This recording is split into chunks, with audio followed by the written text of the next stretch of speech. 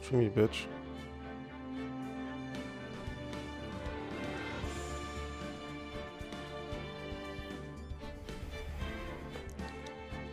Hello, everyone. Welcome to Internet Law Review. Welcome to Ace Attorney Phoenix Wright. And we are here with the first ever playthrough, at least for me. I have seen this played in parts, but I've never actually played it myself. So we're going to play this and try to learn something, I guess. So let's see how it goes. Yes, I'd like to play this game.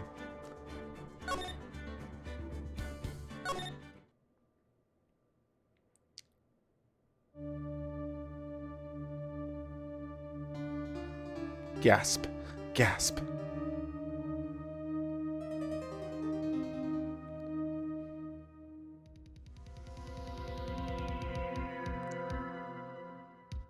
Damn it, why me? I can't get caught. Not like this. I've got to find someone to pin this on. Someone like him. I'll make it look like he did it. This random guy? Okay. August the 3rd, 9:47 a.m. District Court, Defendant Lobby, number 2.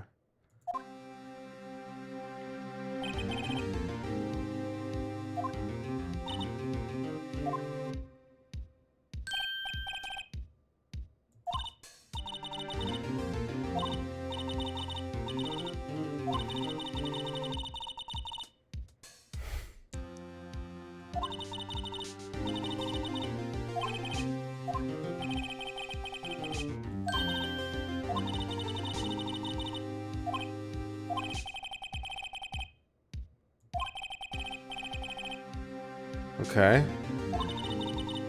I want to help him out any way I can. I just really want to help him. I owe him that much. Yeah, on a murder trial, I don't know that's really what I'd be going for. It's over. My life, everything, it's all over. Is that your client screaming over there? Yeah, it's him. Death, despair, oh. I'm gonna do it. I'm gonna die. Well, in Japan, that is possible, I guess. It sounds like he wants to die. Yeah. Yeah, sigh. Nick! Hey there, Larry. Dude, okay. I'm so guilty, tell them I'm guilty. When you're facing murder, not necessarily the greatest strategy. Give me the death sentence. I ain't afraid to die. Good. What? What's wrong, Larry? Oh, it's all over. I'm finished. Finished! I can't live in a world without her. I can't. Who? Who took her away from me, Nick? Who did this? Aw, Nick, you gotta tell me. Who took my baby away? Okay, so he's got some one-itis pretty bad. Person responsible for your girlfriend's death. Newspapers say it was you. Yeah, I'm your lawyer. Why am I saying this? My name is Phoenix Wright. Who am I talking to? Presumably not him. He's my friend. Here's the story. My first case is a fairly simple one. A young woman was killed in her apartment. I don't know that I'd qualify that as simple, but okay. The guy they arrested was the unlucky sap dating her. As suspects go, pretty good start. Larry Butts, my best friend since grade school. Our school had a saying, when something smells, it's usually the butts. Good. In the 23 years I've known him, it's usually been true. He has a knack for getting himself into trouble. One thing I can say, though, it's usually not his fault. He just has terrible luck. But I know better than anyone he's a good guy at heart. Alright? That I owe him one, which is why I took the case to clear his name. Yeah, you know, again, if you're a brand new attorney and you want to do your friend a solid, taking his murder case is not really great. That's just what I'm going to do. August the 3rd. This is the next day, right? Because the previous day is August the 2nd, right?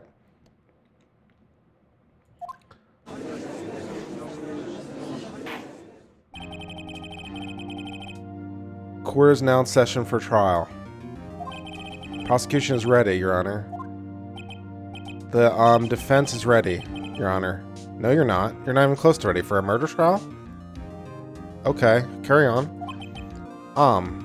Mr. Wright, this is your first trial, is it not? Well, the judge is like thinking. Yes, Your Honor. I'm a little nervous. Your conduct during this trial will decide the fate of your client. Murder is a serious charge. For your client's sake, I hope you can control your nerves. You know, honestly, in this situation, the judge would probably say this with a little bit more aggression, that you probably should drop out. Yeah. Thank you, Your Honor. Given the circumstances, I think we should have a test to assert your readiness. Not a bad idea. Yes, Your Honor. Gulp. Hands shaking. Eyesight. Fading. The test will consist of a few simple questions. Answer them clearly and concisely. Please state the name of the defendant. Well, that is a good thing to know. It's Larry Butts.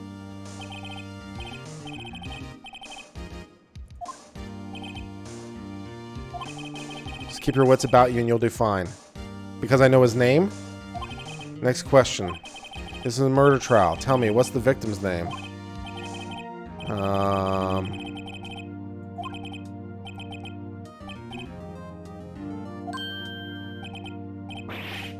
forgot. I'm drawing a total blank here.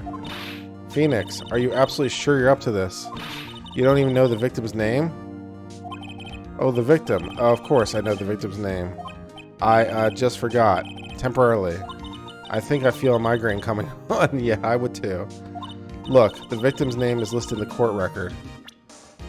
Alright. Cindy. Okay.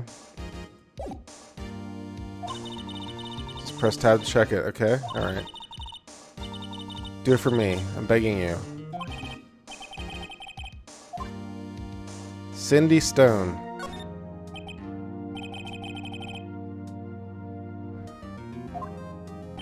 Correct. Now tell me, what was the cause of death? Blunt force trauma. She died because she was hit with a blunt object. Correct. You've answered all my questions. I see no reason why you shouldn't proceed. I see many, many reasons why you shouldn't proceed. Like, what are the elements of murder? Maybe. That'd be a good question. What's your defense strategy? I don't know. You seem much more relaxed, Mr. Wright. Good for you. Yeah. Thank you, Your Honor. Because I don't feel relaxed, that's for sure. Well, as I would not actually say to my client but think to myself, at least one of us is going home tonight. Well then. First, a question for the prosecution. Mr. Payne? Yes, Your Honor. His name is Payne. Cute. As Mr. Wright just told us, the victim was struck with a blunt object. Would you explain to the court just what the object was? The murder weapon was this statue of the Thinker. It was found lying on the floor next to the victim. Is this like preliminary trial, or is this just like him? Okay.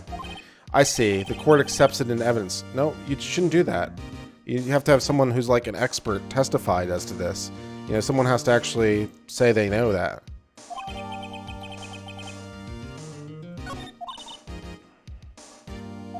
Be sure to pay attention to evidence during the trial. That would be a good idea. That evidence is the only ammunition you have in court. Well, you can also just attack the prosecutor's evidence. That's always a good strategy. Because the defense doesn't have to actually put on a case, right? Because they don't have to prove anything. Use tab to check the court record frequently. Mr. Payne, the prosecutor may call its first witness.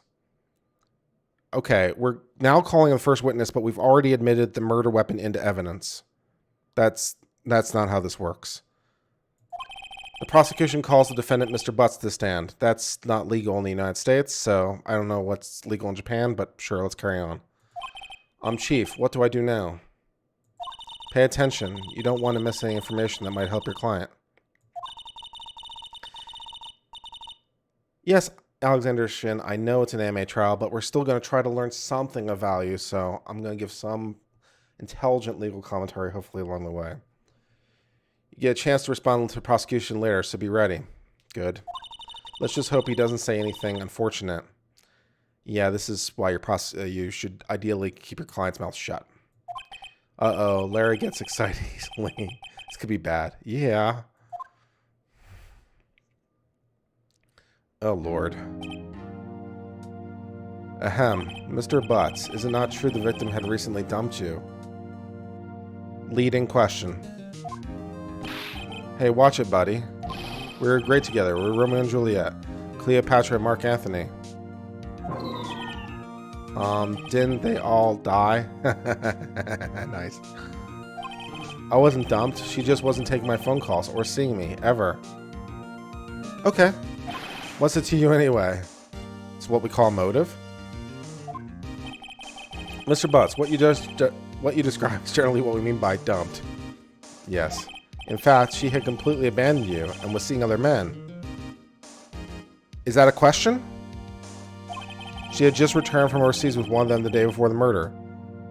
That's definitely not a question, not one that he would know the answer to. So, you know, you'd have to, like, put someone on to proffer that as evidence. What do you mean, one of them? Lies, all of it, lies. I don't believe a word of it. You see, in America, he would have been there to see the witness actually say these things because there's a right to confront your accusers. So he would have been able to see the witness actually testify to this and give assistance to counsel. Like 5th, 6th Amendment rights, anybody? Your Honor, the victim's passport. According to this, she was in Paris until the day before she died. Okay, I mean, that's reasonable evidence. But whoever found it should probably enter it. Passport added to the court record. Victim apparently arrived home from Paris on 7:30, the day before the murder. Okay. So that would be 8/1? Okay. So this is what, 3 days ago? Or 20 days ago? Okay. Indeed, she appears to have returned the day before the murder. Dude, no way. The victim was a model, but she didn't have a large income. It appears that she had several sugar daddies. Nice. Daddies? Sugar? Yes, older men who gave her money and gifts. She took their money and used it to support her lifestyle. Dude, we can clearly see what kind of woman this is. Tell me, Mr. Butts, what do you think of her now? I don't know. I don't know what that question is. Right. I don't think you want him to answer that question. Yeah, Larry has a way of running his mouth on all the wrong directions. Should I... Let's object. Sure, why not?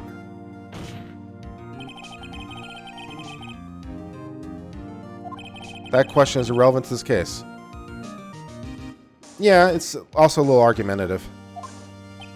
Oof, wince. Dude, Nick, what do you mean irrelevant? That oh my god. That cheating she-dog, that's great. I'm gonna die. I'm just gonna drop dead. Yeah, and when I meet her in the afterlife, I'm going to get the bottom of this. That's not great. Understand? I believe the accused's motive is clear. Yes, motive is clear. If you can show means and opportunity, you are pretty much there as the prosecutor. Yes, quite. Oh boy, this is so not looking good. Next question. You went to the victim's apartment on the day of the murder, did you not? Gulp. Well, did you or didn't you? Heh, heh. Well, maybe I did, and maybe I didn't. Objection doesn't answer the question. Uh-oh, he went. What do I do? I don't know. I have no grounds to object, but I guess I'm gonna object to see what happens. I'll send him a signal. Lie like a dog. Okay, stop him from answering and lie like a dog are not the same thing. I didn't say lie. I said stop him. Those are different. Well, see, it's like this. I don't remember. That's not actually a bad answer. You don't remember. No, make the prosecutor prove their case. Well then, we'll just have to remind you. Fair enough if you've got evidence. I got a bad feeling about this. Well, the prosecutor should have evidence that proves your presence, other than the witness's testimony. Hopefully. We have a witness that can prove he did go to the victim's apartment that day. That would be helpful. Well, that simplifies matters. Who's your witness? The man who found the victim's body. Just before making the gruesome discovery, he saw the defendant fleeing the scene of the crime. Okay. Order in the court. Mr. Payne, the prosecutor should may call its witness. We already have a witness on the stand. Do I not get cross-examination? Okay. Yes, Your Honor. This is bad. On the day of the murder, my witness was selling newspapers at the victim's building. Please bring Mr. Frank Schwitt to the stand. Oh, yeah, this guy. Mr. Schwitt, you sell newspaper subscriptions, is that correct? Leading? Oh, yes, newspapers, yes. Mr. Schwitt, you may proceed with your testimony. Isn't he already doing that? Please tell the court what you saw on the day of the murder.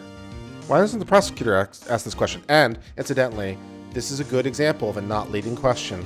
Please tell the court what you saw on the day of the murder. It's fine. Once you've established, like, the day in question, please tell the court what you saw. That is a good example of a good question on direct.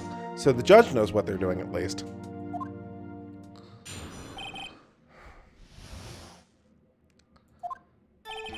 I was going to the door selling subscriptions when I saw a man fleeing the apartment. I thought he must be in a hurry because he left the door halfway open behind him. Thinking it strange, I looked inside the apartment. Then I saw her lying there, a woman, not moving, dead. I quailed in fright and found myself unable to go inside. I thought to call the police immediately. However, the phone in her apartment wasn't working. How do you know that if you didn't go inside? I went to a nearby park and found a public phone. I remember the time exactly. It was 1:00 p.m. The man who read was without doubt the defendant sitting right over there. If you saw him running away from behind, that's not the greatest idea I've ever heard of.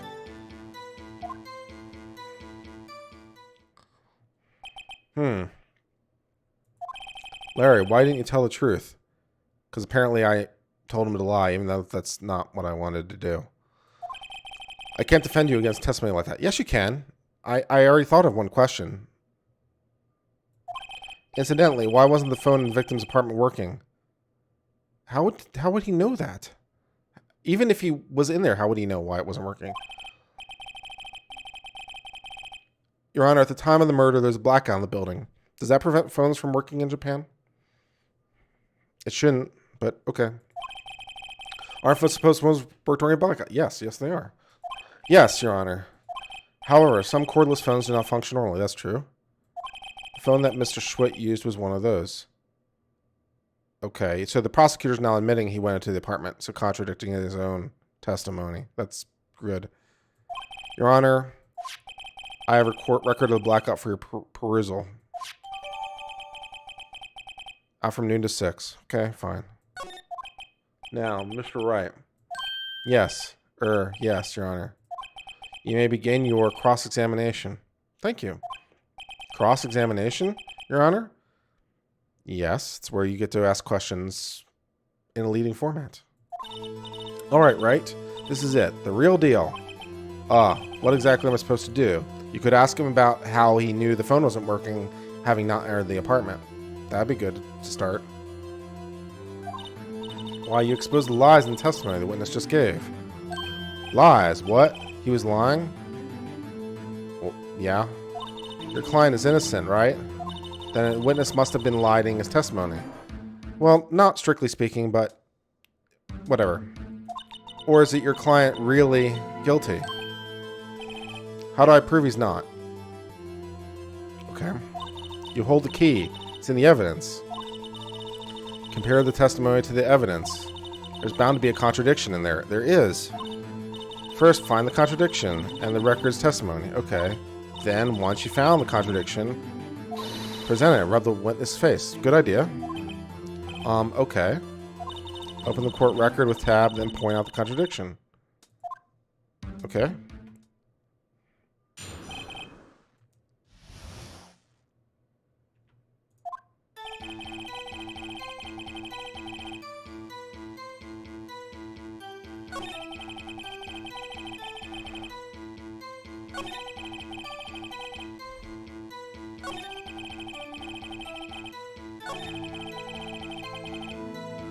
Found myself unable to go inside. So, that is a contradiction. You didn't touch anything in the apartment.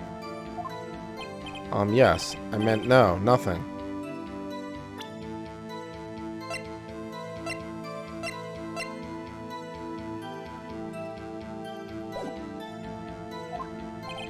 Okay. What happened next? I thought to call the police immediately. However, the phone in her apartment wasn't working. No, you can't do that. The phone in her apartment wasn't working. Yes, I mean no, it wasn't. Right. But you said you didn't go into the apartment. Or did you? Oh, that. I can explain that. There was a cordless phone on a shelf in the entranceway. I reached inside and tried using that to call. That phone wasn't working, correct? Who's asking questions now? What happened next? It's not your turn. It's my turn. I went to a nearby park and found a public phone. Okay. I remember the time exactly. It was 1 p.m. Well, it's not strictly speaking a contradiction, but how do you know that?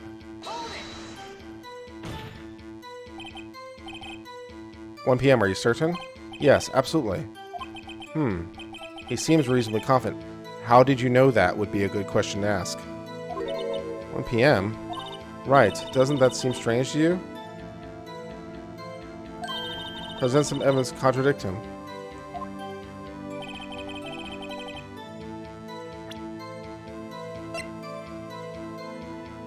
Yeah.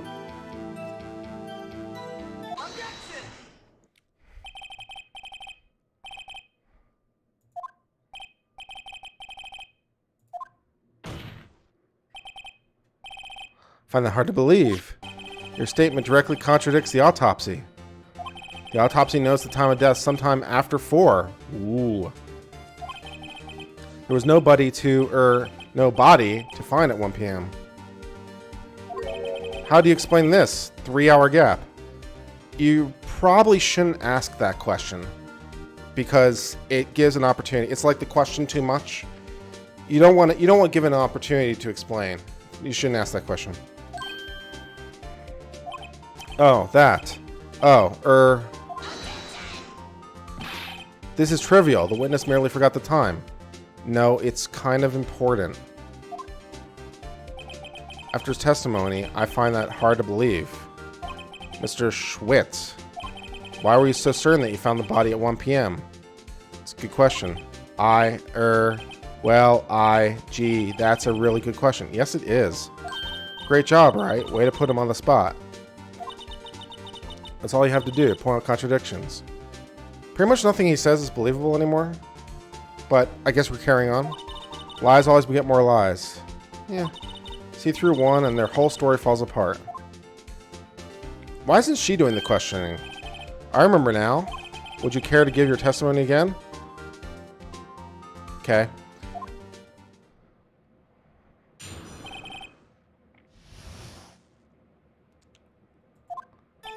You see, when I found the body, I heard the time. Okay. From what? There was a voice saying the time. It was probably coming from the television. That's not possible because there was a power outage. Oh, it was 3 hours off, wasn't it? I guess the victim must have been watching a videotaped program. Or, one filmed in a different time zone, I guess. That's why I thought it was 1 p.m. Okay. Terribly sorry about the misunderstanding.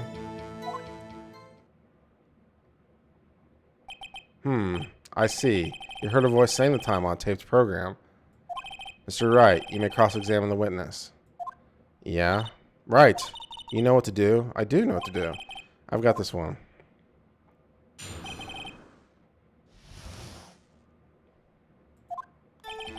See, when I found the body, I heard the time. There was a voice saying the time. It was probably coming from television. No, it wasn't. I'm sure it was television and not a radio. Well, no, I guess it might have been a radio. Incidentally, there was no radio on the premises. There's only one large television. I can't put my finger on it, but something's about this seems fishy. Yes, the power was out. Something about hearing the television. Witness has testified. He heard the time. Oh, but it was 3 hours off, wasn't it?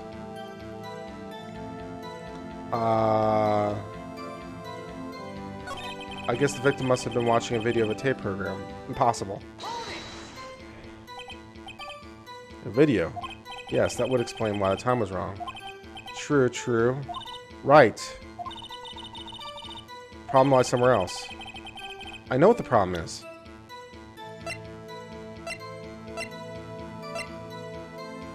This is the one I need. That's why I thought it was 1 p.m.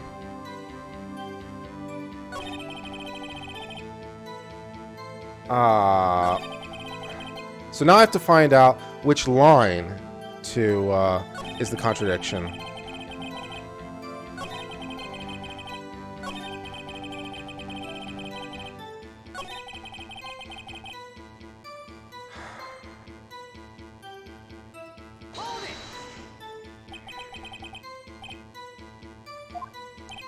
Yes, heard.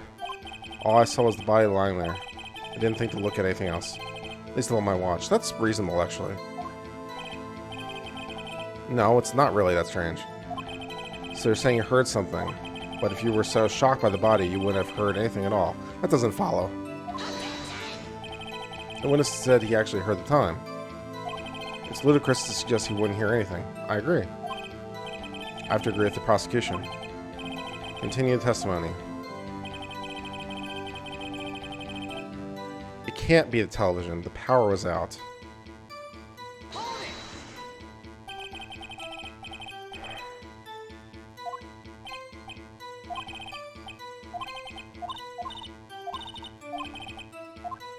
Alright, so I guess we're going to have to do it every line. How do you explain the gap? Well, witness, can you explain this? I guess the victim must have been watching a video of a tape program. That's why I thought it was 1 p.m. Sure the voice you heard said it was 1 p.m.? Yes, I can practically hear it now. It's quite clear. My apologies, Your Honor. I, too, have only just learned that the witness heard the time. It's kind of the thing you kind of want to check in advance.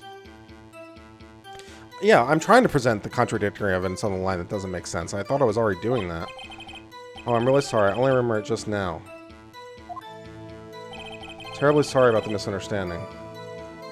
Object, I guess. Just watch it.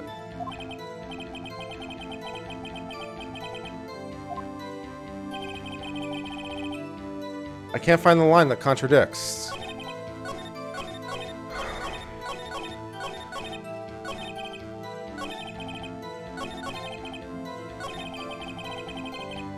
I heard the time. There's a voice saying the time. It's probably coming from the television. We did that line, it goes to the radio. Oh, but it's 3 hours off. We did that. I guess the victim must have been watching a video. I guess I can do this again. Wait, what do I have to, like, wait. Maybe I have to do this a different way.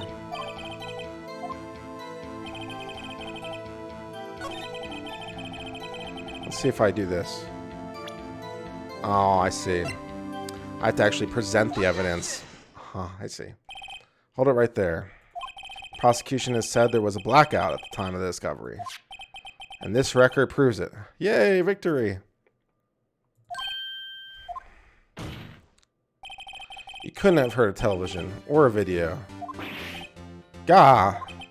Irk. The defense has a point. Yeah, a pretty solid one. 1 o'clock or 4 p.m. Couldn't possibly have heard anything. Do you have an explanation? No, I find it quite puzzling myself. I bet you do. Ah, wait. I remember now. You're going to change your testimony for the third time? Schwitz, the court would prefer to hear an accurate testimony from the very beginning. Yeah. These constant corrections are harming your credibility a little bit. That, and you seem rather distraught. Ah. My apologies, Your Honor. There must have been the shock of finding the body. Very well, Mr. I saw it. You testified like 10 seconds ago that you didn't see anything because you only saw the body. Do you not like cross-examine the witness? Gladly.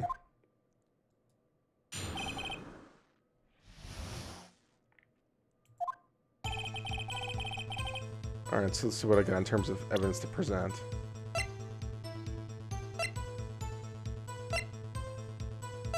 Oh, there's no clock on the statue. That's what I'm supposed to present here. Table clock in the apartment, wasn't there? Yeah, the murder weapon. The killer used it to hit the victim. That must have been what I saw. Let's try presenting the statue. Wait a moment. The murder weapon wasn't a clock. It was a statue. Now, how was this supposed to be a clock that you saw? What? You with your objections and your evidence. Just who do you think you are? A barely... No, I can't even use the word competent. I'm an incompetent attorney who's still kicking your ass. Just answer the question, Mr. Schwitt. Hey, I saw it there, okay? That's a clock. Your Honor, if I may. Yes, Mr. Payne? As witness stated, this statue is indeed a clock. The neck is a switch. You just tilt it and it says the time out loud. Yes, but he saw it, not heard it, and he'd still have to go into the apartment, and the only thing he touched was the phone, and so forth and so on. As it doesn't look like a clock, I submitted it as a statue. My apologies.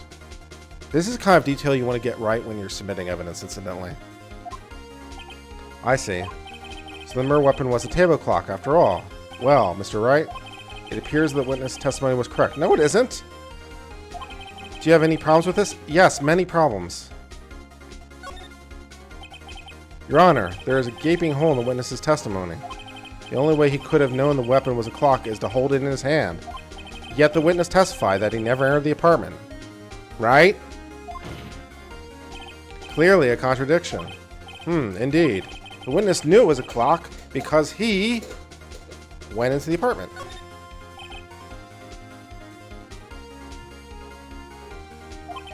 You were inside the apartment on the day of the murder. Oh yeah? Prove it. I just did. I'll do better than that. I can prove you were the one who killed her. You struck her with the clock, and the shock of the blow triggered the clock's voice. That was the sound you heard. I don't know that I'd call that conclusive proof, but...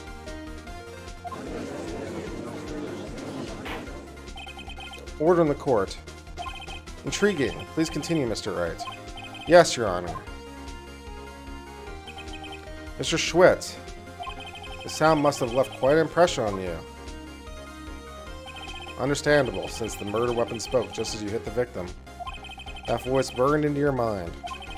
That's why you were so concerned about the time. Not a bad argument, but it's argumentative and you're not supposed to do that right now. What's the meaning of this? The meaning of this is you're trying the wrong person. This is all baseless conjecture. Yeah, it is a little. Baseless? Just look at the witness's face. That's also conjecture. Nine. Gar. Would the witness care to elaborate? Did you strike the victim with the clock? No one's gonna read him rights. I guess he doesn't have those in Japan. That day, I never... Look, the clock, I heard, no, I mean, I saw... Wah. Shut up, I hate you. It was him, I tell you. I saw him. He killed her, and he should burn. Burn, give him death. Uh-huh. Order in the court, I say. Your Honor, a moment, please. There isn't a shred of evidence supporting the defense's claim. Yes, there is. Mr. Wright, Your Honor, you claim the sound the witness heard came from the clock. Do you have any evidence? Yeah, you could trigger the clock. The whole case is riding on this. No, it's really not. Your Honor, the sound Mr. Schwitt heard was definitely this clock. A fact which is clear if you'll simply try sounding the clock. Let's sound the clock now, here in this court. Yeah, you can do that. Your Honor, may I have the clock? I ask the court to listen very carefully. Beep. I think it's 8:25. It certainly is a strange way to announce the time. Well, he is the thinker, after all. So, we've heard the clock. What are your conclusions, Mr. Wright? Mr. Payne, can you tell me what time it is now? It's 11:25. Ack! As you can see, this clock is exactly 3 hours slow. That is a lot of leaping to conclusions. You don't want to do that.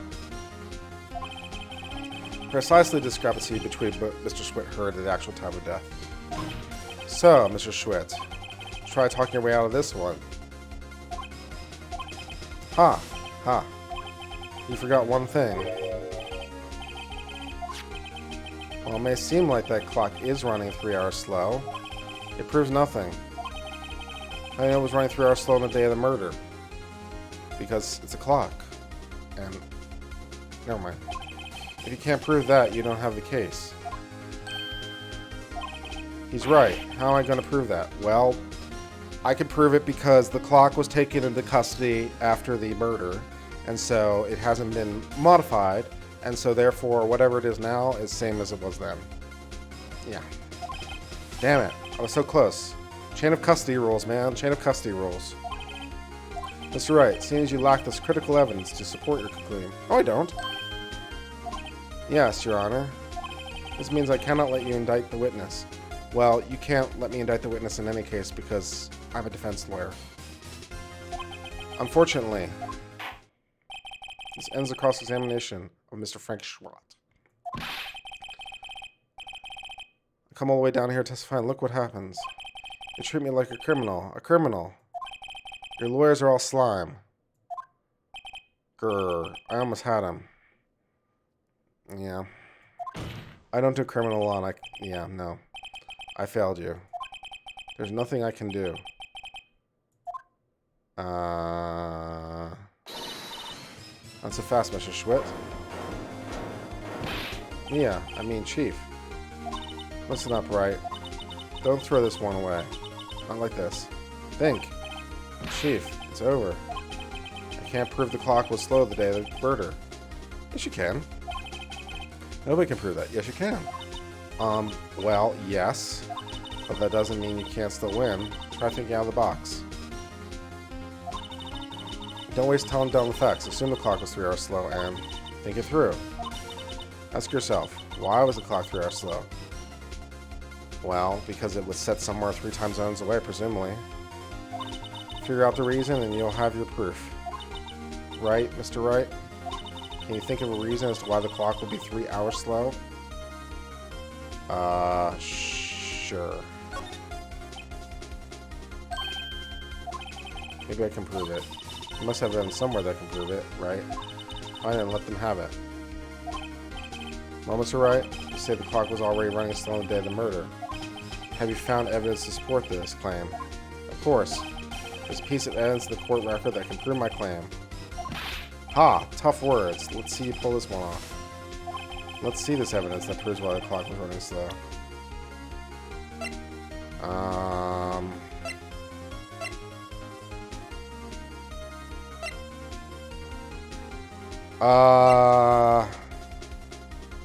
Well, we're in Japan, right? So, I mean, Japan is quite a bit more than 3 hours away from Paris.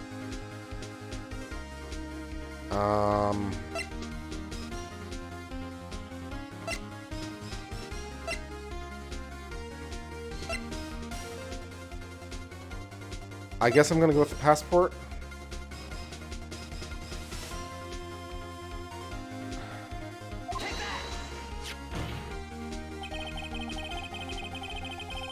The victim had just returned home from abroad.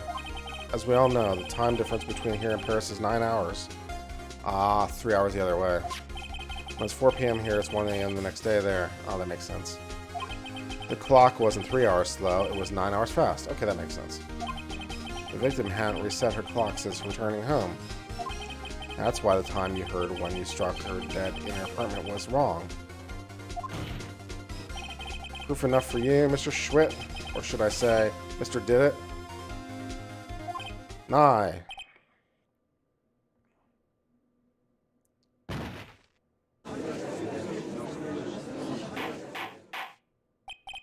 Order. Order, I say. Well, this case has certainly turned out differently than we all expected. Mr. Payne, your witness? He was arrested and has been taken away, Your Honor. Very well. Mr. Wright, motion to dismiss? I say I'm impressed. I don't think I've ever seen completed offense so quickly. And find the true culprit at the same time. Thank you, Your Honor. At this point, it's only a formality, but this court finds the defendant, Mr. Larry Butts, not guilty. You wouldn't do that. You just dismiss. You wouldn't actually reach a verdict. And with that, the court is adjourned. Okay, well, good. Turns out Frank Schwitt was a common burglar. He posed as a newspaper salesman to check and see one paper out of his house. That day, when Larry went to her apartment, the victim wasn't home. After he left, Mr. Schwitt left himself in to do his dirty work. While he was searching her place, the victim returned. Flustered, Mr. Schwitt grabbed the nearest blunt object he could find. Murder and furtherance of burglary. Tisk, tisk, tisk.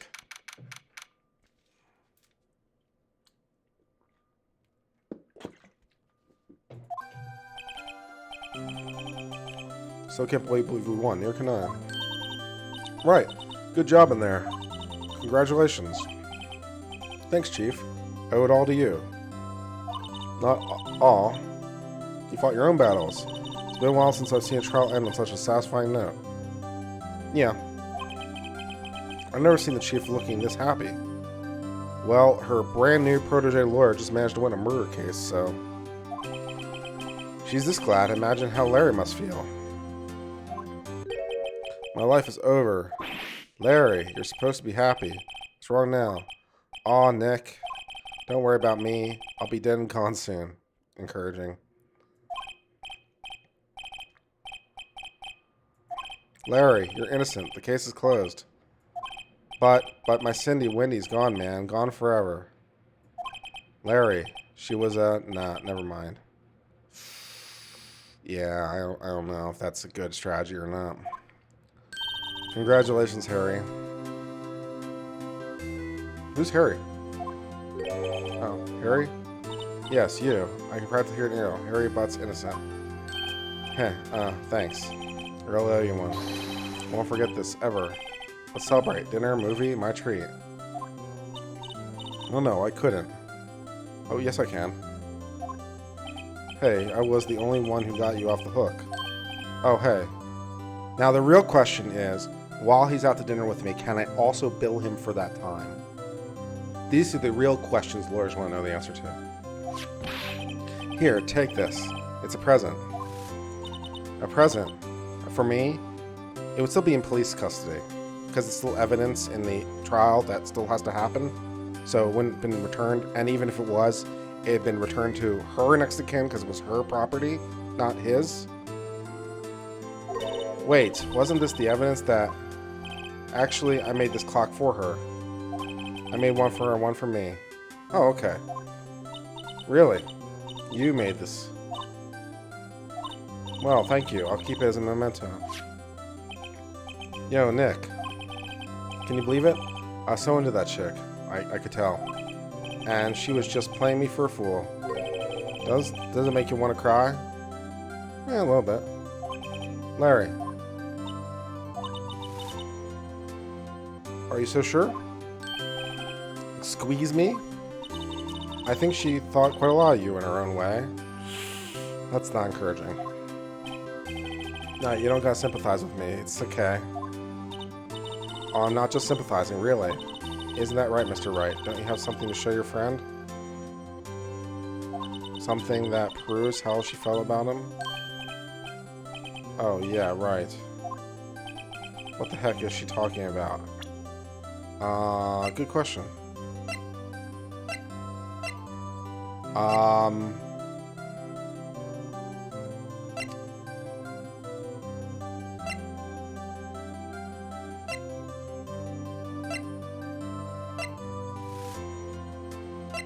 I don't know how any of this evidence is helpful. I guess I'll present the statue. Check this out, Larry. Proof positive you weren't just some chum to her. Huh? What about the clock? This is the clock you made for her, Larry. I don't know that proves anything. And she took it with her when she traveled. Okay, that's a half-decent point. Whatever, she probably just needed a clock, that's all. You think so? It's a pretty heavy clock to take traveling. Well, make of it what you will. Hey, Nick. I'm glad I asked you to be my lawyer. Okay. Really, I am. Thanks. Hope that made him feel a little better.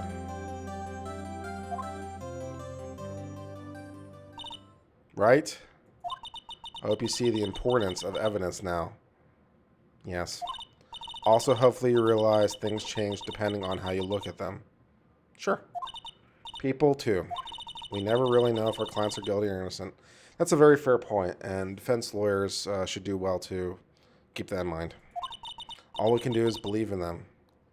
Well, I wouldn't go that far, but in order to believe in them, you have to believe in yourself. That you should do.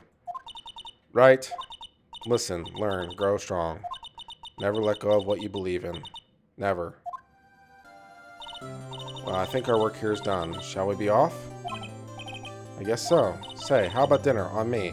Didn't our client already offer to pay? We'll drink a toast to the innocent butts. Yeah. Oh, speaking of Harry, you were saying part of why you became a lawyer was because of him. Yeah. Part at least. You have to tell me more about sometime, maybe over drinks. Oh, a romantic interest, maybe. And so my first trial came to a close. Larry slapped me on the back and said, "Gee, Nick, it's good to have friends. But I'm pretty sure he's not going to pay us, unless you count the clock he gave me a... Well, I can guarantee you he's going to pay us. This is like the green rule. You always get the green, baby." I didn't know them. But that clock was soon going to be at the center of another incident. Okay. My promise to tell the chief about me and Larry would be one promise that I wouldn't be able to keep. Uh-oh. Dun, dun, dun. The end. Well, that was silly and ridiculous. Let's go for 2.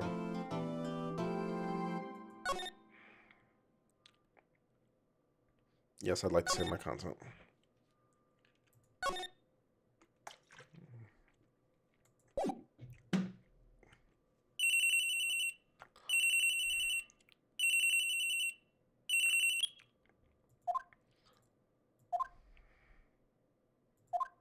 Mia, what's up? You haven't called in a while. Sorry, I've been so busy. How have you been? Well, lonely. It's all your fault. Nah, I'm just teasing. I've been great. Finally getting used to having my own place. Yeah, this is the part where you try to invite yourself over and bring a bottle of wine. Oh, you got a new place? That's cool. Well, I'd love to bring you over a bottle of wine and help you get it set up. And then you know how that goes. That's good to hear. Actually, I'm calling because I have a favor to ask. I know. You want me to hold evidence for you? What? Sharp as always. There's a lot of buzz about the upcoming trial. I just don't feel safe keeping the evidence here.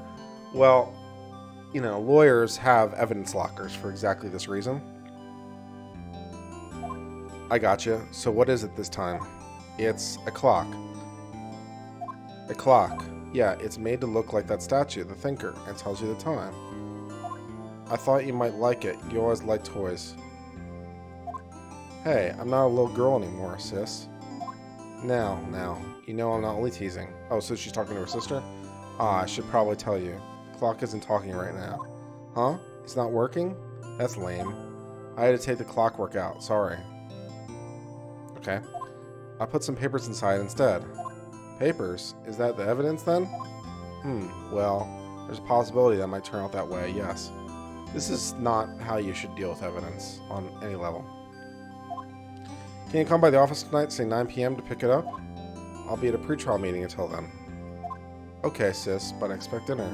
Something good. Like burgers. Could really go for a good burger. Man, just get an evidence locker like everyone else. Okay. We'll hit the usual joint. Alright, it's a deal. Okay, sis, see you soon. Yep, I'll be waiting. Conversation recorded September 5th, 9:27 a.m.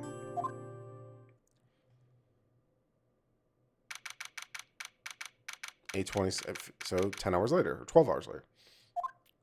Now, Miss Fay, I'll take what's mine. The papers. I'm sorry, but I can't give you what I don't have. Miss Fay, you are a poor liar. Why, I see it right over there. That must be the thinker that swallowed those papers. How do you reach that conclusion? How could you know? Oh ho, you're not configurous? Cogniferous of my background? Gathering information is my business, you see. I should have been more careful. Ho ho, my dear Miss Fay, I am so very sorry. But I'm afraid I must ask you for one more thing. Your eternal silence. Farewell, Miss Fay. Ah!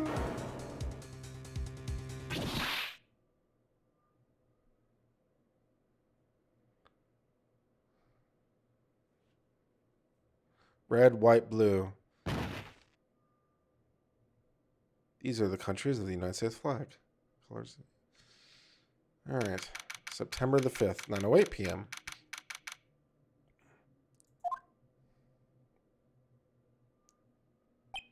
Uh-oh, I'm late. Huh, that's strange. Guess the chief left without me. She said her sister was coming over, so we should all go out for dinner. What's that smell? Nothing. The murder happened like 10 minutes ago. Blood. Mia. Maybe she's in her office. Yes, let's examine that. Alright.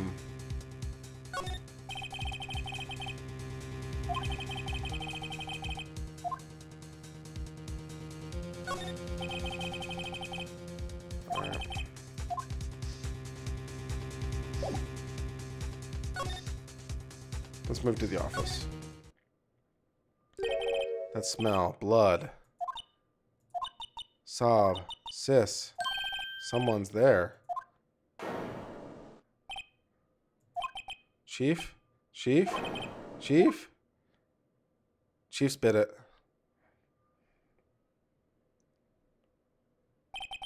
Who are you?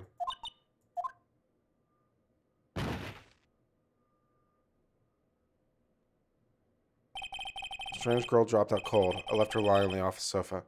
I don't know what the Japanese equivalent of 911 is, but now would be a good time. Went back to Chief where she laid under the window. Her body was still warm. Yeah, it would be. It was 20 minutes ago. I could feel it when I held her shoulder. Then, all too quickly, it began to fade. Until finally she was cold. Yeah. Chief. I don't know what I'm doing now.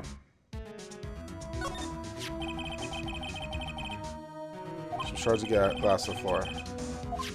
Yeah. It's encrusted with dry blood. How ironic this became the murder weapon. Again. That's a little ironic, I guess. No clues here. No clues. Alright, so let's move. I guess I'll examine the body. Chief. It's hard seeing her like this. Fearing clues here. She was struck on the head with a blunt object. She probably died instantly. The thinker lying next to her must have been the murder weapon. Why am I touching anything? Thinker added court record. There are some glass shards here to the chief body. Must be pieces of glass light stand. Nothing else that seems like a clue here. A piece of paper. Must have fallen from Mia's hand. What could it be? Good question. A word is written in blood on the scrap of paper. Maya. Did Mia write this? No, because she died instantly, remember? This piece of paper is a receipt from a department store. Dated yesterday.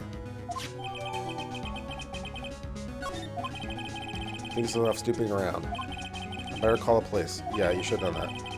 Find out what the girl's doing here. You know who she is.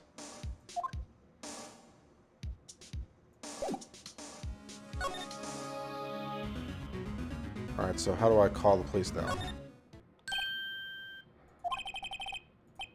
Where'd she go? Put her right there on that sofa. Uh-oh. I hope she didn't run on me. She did. Nope, she's there. Don't scare me like that. Excuse me, but who are you? It's okay. I work here. Maya. Maya Fey. Maya Fey. So Mia was writing this girl's name. It wasn't her. Maybe I should show her the receipt. No, you absolutely should not. Never thought there'd be a use for evidence like this outside the courtroom. You shouldn't do none of those things. I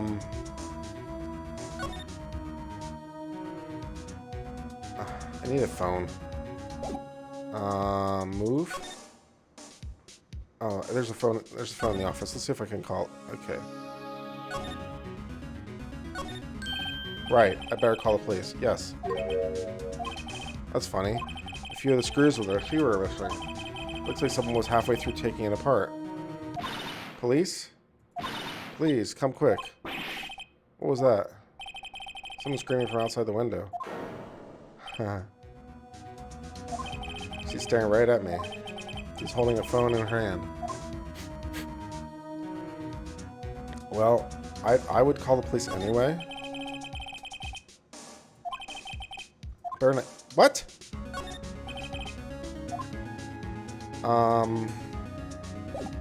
Okay. Oh, what is this? A date book on her thing? Let's examine this. Ledger. Everything is written in handwriting. Small office, but makes a good bit of money. Okay. Examine the plan, I guess.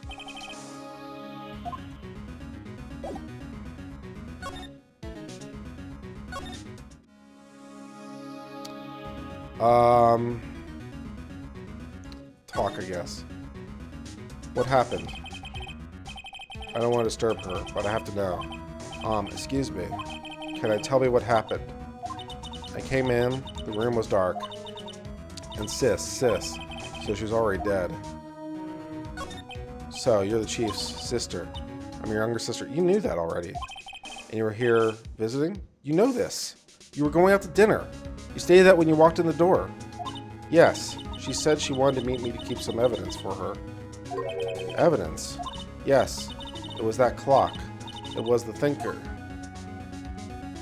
Okay. Alright, I guess I have to present her with this thing for no reason. Before Mia died, she wrote a message with her own blood. No, she didn't. She wrote on the back of this receipt. That's my name. Why? Why would she write my name? She didn't. Please, just calm down.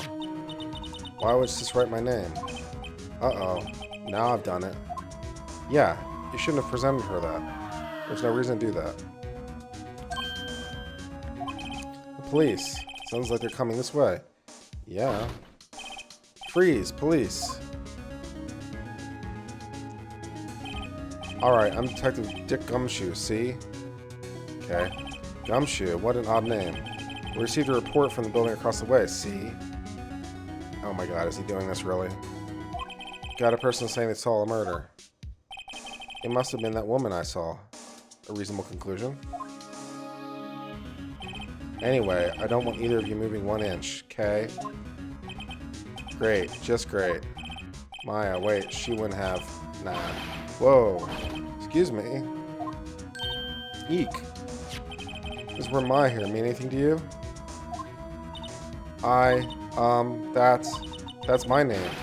What? The victim drew this note her in her own blood. See? Oh my god. With her dying breath, She wrote down the killer's name. No. Killer? I'm not. Case closed. You're coming down to the precinct, ma'am. Not unreasonable to bring her in for questioning, but you're leaping to some conclusions here. What?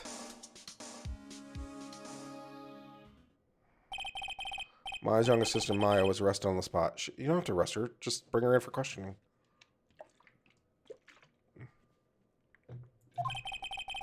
I was taken in for questioning and didn't get out till the next morning. Yeah, that would also happen. My eyes were heavy, but I couldn't sleep.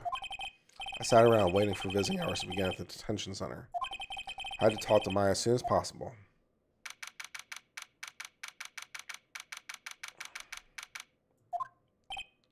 Wow, they have poor Maya lacked to appear like a criminal.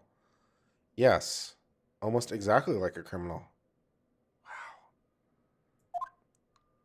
Wow. Oh, it's you, the lawyer. Good morning. She looks so tired. Are you going to be my attorney? I don't know if that's the greatest idea. Well, that's what I wanted to talk to you about. It's up to you, I guess. I better give it to her straight. It's up to you. Up to me? Yes. I don't think this is something I should decide. After all, you're the one in trouble here. I literally cannot decide it. She literally has to decide it. They're never going to believe me, are they? Well, your lawyer should work for you regardless. Even you, when you found me in the office, you looked at me like I had done that. Incidentally, I don't know what the rules are in Japan, but in this situation, it's almost impossible for me to actually be her lawyer because I came in and basically discovered the body and saw her interacting with the body. So I'm almost definitionally a necessary witness, and you can't be a lawyer in the same case that you have to be a witness for. So I'd probably be excluded out because I'd have to be a witness in this case. Didn't I look at her like that? No. I never thought. It's okay. I understand. And I've also heard about you. Heard about what about me? I was talking to my sister on the phone the other day. This should be good. Today was my junior partner's first time in court. Wow, really? How'd that go? It was quite the scene. Honestly, I was on the edge the whole time. Huh, so he crashed and burned? He's a genius. I'm really not. One of these strikes fear into the heart evil types. The only thing he's lacking is experience. It's one of several things. Huh, sounds like it was fun. Well, I know where to go to if I ever get in trouble. I don't know, Maya. I think you might want to wait. Give him 3 more years. It's probably a really good idea. Then unless you want to be found guilty. That's what she said. I'm sorry. I didn't mean to insult you. No, it's okay. It's true, I guess. But at the same time, I can't just sit by and watch. You could defer to a more competent attorney. When I think of the person who did this to Mia, I know. Examine what? There's nothing for me to examine. I'm in a jail. Talk, I guess. There's something I've been wanting to ask you. What's with that outfit? Oh, this? This is what all acolytes wear. That's an encouraging term. Acolytes, like people in religious training, that's usually what that means. Oh, it's nothing strange, really. I'm a spirit medium. Oh, good. That's less weird. A spirit medium. I'm pretty sure that qualifies as strange. Could you tell me about the day of the murder? Yes. Let's see. That morning, I got a call from my sister. She wanted me to hold on to a piece of evidence for an upcoming trial. Evidence? Yes, that clock shaped like the thinker. The one Larry made. How could that have been evidence in the case? Right. She said something about that. I remember. Do you want to hear it in her own voice? Her own voice? Yes. I'm pretty sure our conversation is on my cell phone. You recorded it. Yeah. I forget how to delete those things. Okay. In the US, that depends on what state you're in and whether or not you can do that.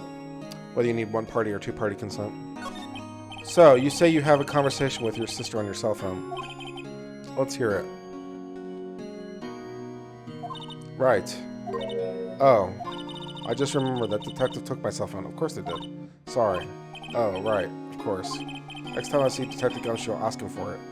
You're not gonna get it. I'll write you notes so you don't forget, okay? Sure, thanks.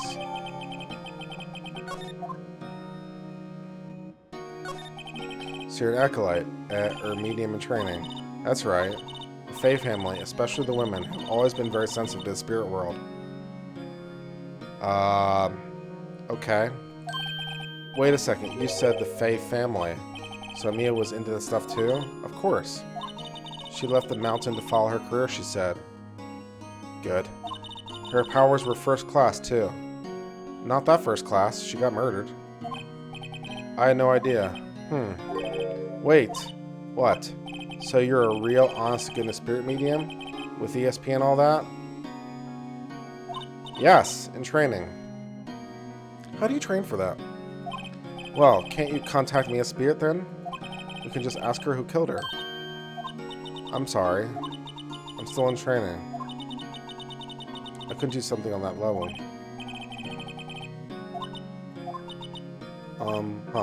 Something the matter? I was wondering, could I ask you a favor? This is the address of a famous lawyer. My sister gave me this a long time ago, so if I'm ever in trouble, I should call him. And, well, I'm in trouble. Do you think you could go and ask him to represent me? Yes, you should absolutely do that as a lawyer. If this situation happened, you should absolutely do that. Yes, I will accept. Sure, why not?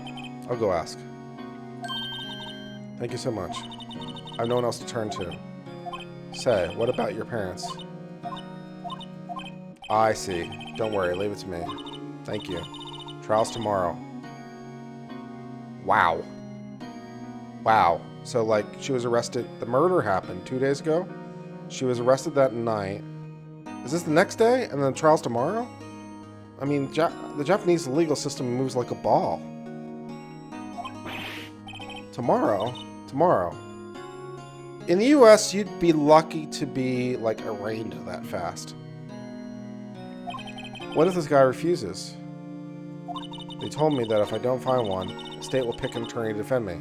Well, thank God for that. When will that happen? They're giving me until 4 this afternoon. Okay. The visiting hours are almost up. I better hurry. Right. I'll be back.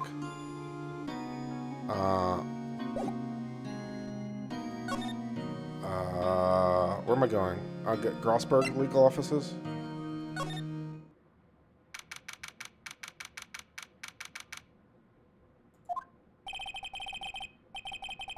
Big boss is out. She couldn't say when he'd be back.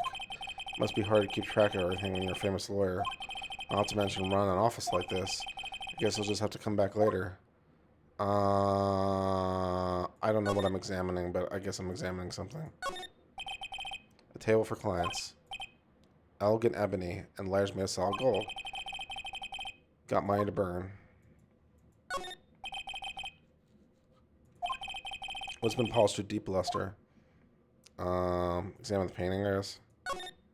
That painting has been bugging me ever since I stepped in here. Wall paint is so thick it's practically giving me stuffed nose. That's funny. I'm sure the price is nothing to sneeze at either. Okay. Back. Move. Let's go to the crime scene because that's definitely something that they would let me do.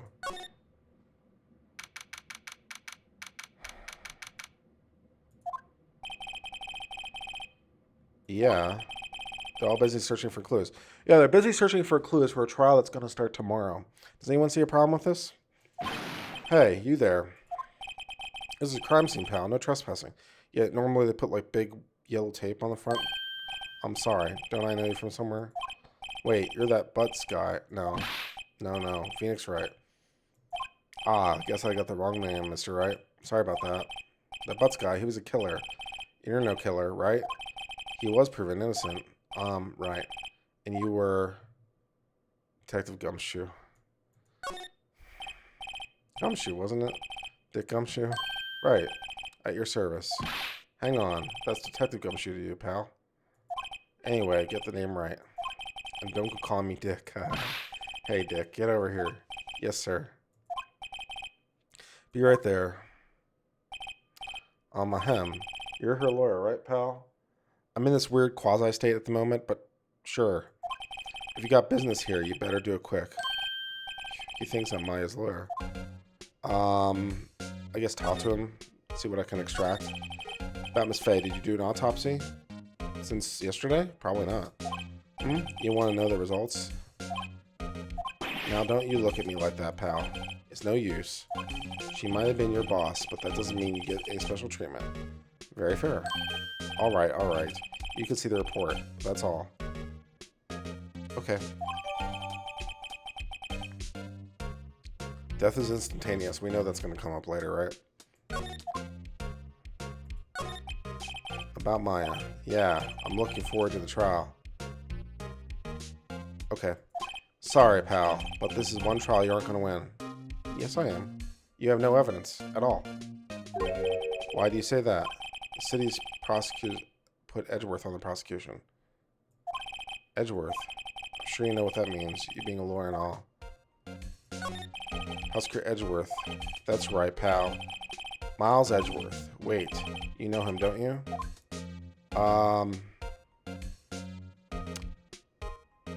Sure. I know him. He's a feared prosecutor. He doesn't feel pain. He doesn't feel remorse. He won't stop until he gets his guilty verdict. Oh, don't talk about him that way. You make him barely sound human. This pretty much decides the case. No. So Edgeworth is on this one. He hasn't lost a case since he became a prosecutor at the incredibly young age of 20. Well, I don't know how old he is now, but he's going to lose this one.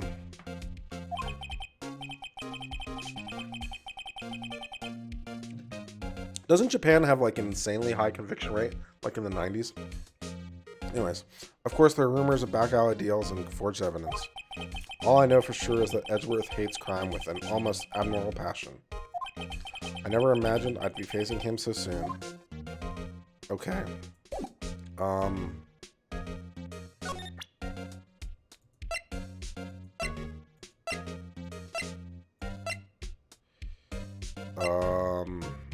present this and see if this helps. Did you see my cell phone? Oh, that? I have that. Do you think you could give it to back? Sure. I mean, wait a second, pal. Tricky lawyer.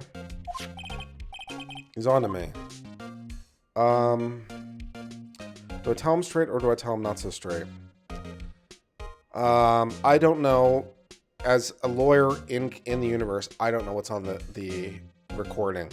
So I should probably be discreet about it at this point. So I'll tell him not so straight. Okay, I can't be straight with this guy, but what should I tell him? Something the matter? Oh no. That carrying strap on the cell phone. This? It says the Steel Samurai, warrior of Neo Old Tokyo. Steel Samurai, that action hero on TV? Yeah. See, a strap is a collector's item. She was worried it might get lost if it went down to precinct. That's what she said? Yeah. Okay, pal. I wrote down all the numbers she called anyway. Here you go. I see many problems with this. Seems he didn't notice the recorded conversation. Check the court record to hear the recording conversation. Okay.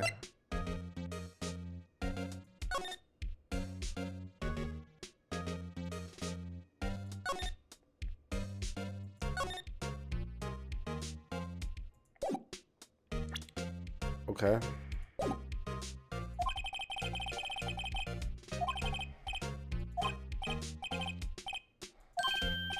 Oh, wait. One more thing I wanted to mention to you.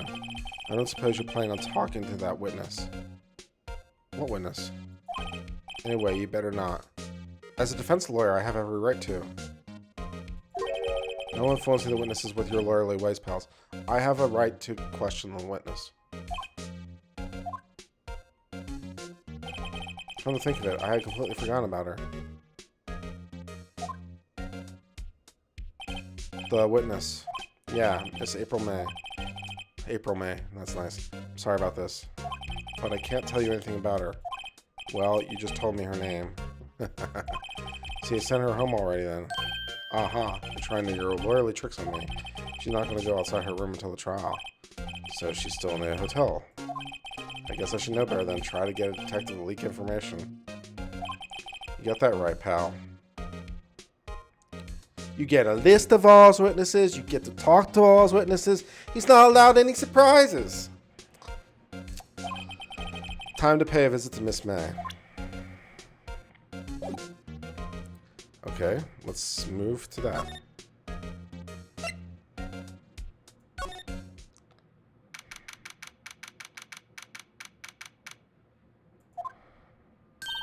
Well, hello there, handsome. Oh my god. Hi. You're the lawyer, aren't you? The detective told me. How? He said, don't say nothing to that lawyer, pal. Tee-hee. Gee, this is all like something out of a movie. It's all so exciting, I can hardly contain myself. Ooh, let me go freshen up so I can look the part of a beautiful eyewitness. Okay. I pay the lawyer has to cross-examine this one. That's gonna be me.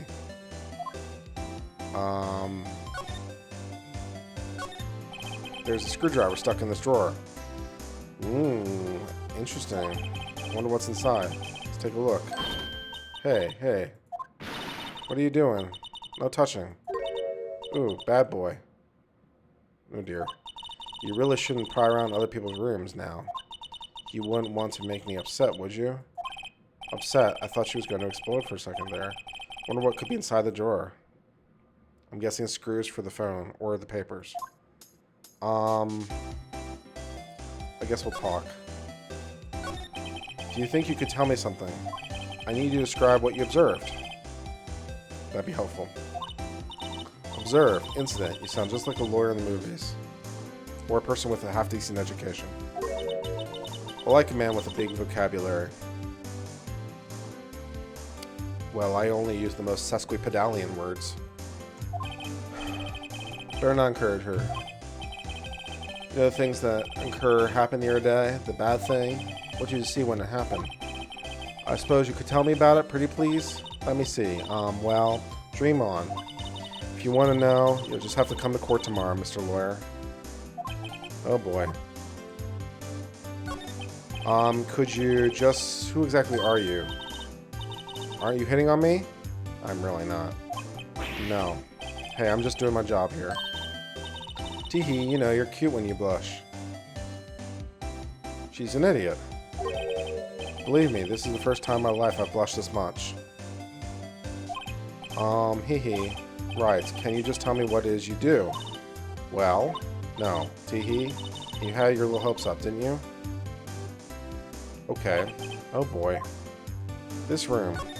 I see there are 2 glasses on the table. Is someone else staying here with you? Yeah, reasonable to ask if there's another witness, potentially. Ooh, what amazing powers of observation. You must be one of those famous detectives, like on television. Oh no, not me. I'm, just a lawyer. Say, Mr. Big Detective, why don't you go look for clues in the garbage?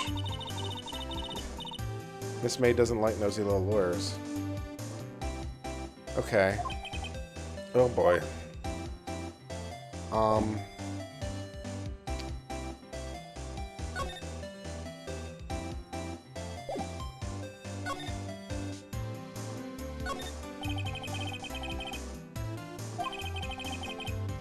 That's a bad conclusion. The late summer sunlight streams through the window. You should actually like look through it so you can see her angle of view. That would be a good idea. There's fan ability, of course. You can see in the inside of the room pretty clearly. Okay, good. You did do that. Thank God. I think it'd be a little difficult to recognize a face from this distance, though. Yeah, fair enough. I don't know if there's anything more for me to do here, so I guess I'm going to move to the detention center. Hey, what is it? Did you meet the lawyer? Sorry, I haven't seen him yet. I see. I better go see if I can find this elite lawyer. I did that. Back to his law offices, I guess? That wasn't the most over-the-top clearing threat I've ever heard. Okay. So you want to say it's been looking for me? Yes, that's me. That badge on your collar. So you're a lawyer, are you now? I want a badge. I really do. Yes, well, yes. What do you want? I'm not particularly busy these days. Please proceed. Something the matter? You came to see the one and only Marvin Gralsberg, did you not? Well, here I am, boy. What do you want? Out with it. Well, sir, actually, it's about Maya. Maya Fey? Yes. Maya Fey. Go on. Cha-cha? I'm really quite busy here, son. You just said the opposite of that. Can't go take cases on a day's notice. No, it's quite impossible. You could ask for continuance. Wait a second. How do you know the trial was tomorrow? Anyway, I'm afraid it's entirely possible for me to represent her. Sorry. End of discussion. What's going on? He refused before you even got a chance to ask him. What do I tell Maya? I don't know. How can you just refuse like that? Please tell me why you won't take the case. Well, you see, it's just I'm busy, you see. The client is my sister. Mia trusted you. She knew her sister would be in good hands. Yes, of course. I know that. However, I'm sorry, but I must refuse. Sorry, goodbye. Fine. I don't have time to argue with you anyway. I'll go look elsewhere. Think not. I guess he's sleeping with the girl in the hotel, and he saw her do it, so he's conflicted. That's why I'm guessing. I think not, I said. What do you mean? I'm terribly, terribly sorry. I'm afraid no lawyer worth their salt will take this on this particular case. I can think of many lawyers worth their particular salt who would take on this case, if no reason other than the headlines and publicity. Terribly sorry, my boy. Why? I cannot say. I beg your pardon, but could you leave now? We got nothing more to discuss. What's going on? How'd you know Mia Fey? Good question. She worked here a long time ago. Quite the apprentice, that one. So, before she was an acolyte, she was a paralegal? Learned my techniques in the blink of an eye. She left one day, quite suddenly. She had a mission, you see. A mission you could see in her eyes. She followed it with a burning passion, never looked back. Okay. That's quite a painting. You noticed. It's my pride and joy. Impressive, isn't it? Well, isn't it? Sure. The color of the sky, the hue of the sea, the weave of the straw hat. It's worth at least $3 million. I'm doubtful, but okay. No, I won't sell it. Not even to you. I wasn't interested. It's not for sale. I'm not buying. I guess I'll go back to the detention center. 342. Hiya. Oh, you're back. Did you find the lawyer? Well, see, I really don't think you should use that guy. He didn't seem healthy. He was all skin and bones. What really happened? You don't mean he refused to help? I see. I've been abandoned then. You're going to get a lawyer appointed. It's 4 p.m. So I guess they're going to appoint you at 5 and have trial at 9. So you're going to have like 8 hours to prepare. Yeah, great. I guess we'll talk. Could you tell me about the day of the murder? Sorry, I know it must be hard. No, it's okay. All I've been doing the last few hours is talking about it. Kind of gotten used to it. Got a call from my sister. She wanted me to hold on to a piece of evidence. So then, what did you arrive at the office? Good question. It was right around 9. The lights were off and I could smell blood. Then I found her, my sister. Thanks, Maya. That's all I need to hear for now. What about your family? I only have my sister. My father died when I was very young. And I don't know where my mother is. Okay. The women in my family have been mediums for generations. Good. They say a lot of spiritual power runs in our blood, which is on the floor now. About 15 years ago, our family was involved in an incident. There was a man and he ruined our mother's life. Ruined. After that, she disappeared. Several years after that, my sister announced she would become a lawyer. She left the mountain. So you live by yourself? Yes. Gotten used to it. Oh, also, I had to become independent or I lose my powers. Okay.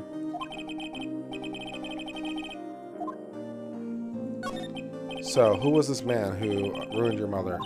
About 15 years ago, there was an unusual murder case. It made quite a stir. Everyone was talking about it. Police were running out of leads and getting desperate. I mean, in this universe, apparently they find people, arrest them, and then have trials like the next day, so... They didn't use a spirit medium, did they? Police convinced my mother to try to contact the victim. Wow, so what happened? The case was solved, we thought. He thought. My mother helped the police capture was innocent. Police consultation with the medium had all been carried out in secret, of course. But the man found out about it and leaked it to the press. Told all the papers that my mother was a fraud. She, my mother, became the laughing stock of the nation. I see. White. Excuse me. White? That was his name. My sister told me. White. Just a little longer now before state-appointed lawyer comes, I guess. You know, I just would like to say that, you know, a lot of these state-appointed lawyers are actually really, really good. I know they get a bit of a bad rap. But especially at this level, like murder cases, she's honestly probably better off with a state-appointed attorney than me. What should I do? Do I just leave her and go home? Alright, I guess I'm obligated for the sake of the story to defend her, so we'll do that. I made up my mind. I'm going to defend you whether you want me to or not. Good. Why? Well, someone else is the culprit. You're not the culprit, someone else is. How do you know? I, have a hunch. No. Something about this whole thing that smells fishy. Yes, she died instantly. She couldn't possibly have written... never mind. That witness strange behavior. Was that all an act? Could be. The way that lawyer refused to help out. More or less, she has no one left to help her. Nothing's more sad or more lonely. I know. I've been there. Oh my god. Why did I become a lawyer? Someone has to look out for the people who have no one on their side. Aw, yeah. I won't abandon you. You can count on me. That's so kind of you.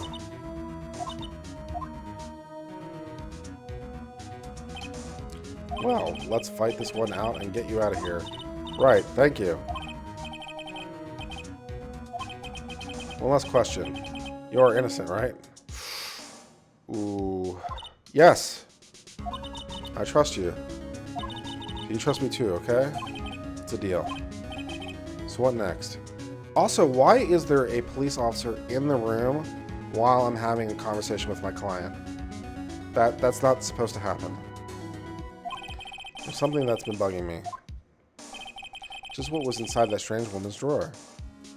It was when I tried to look in the drawer that she got all defensive. There has to be something in there. Okay.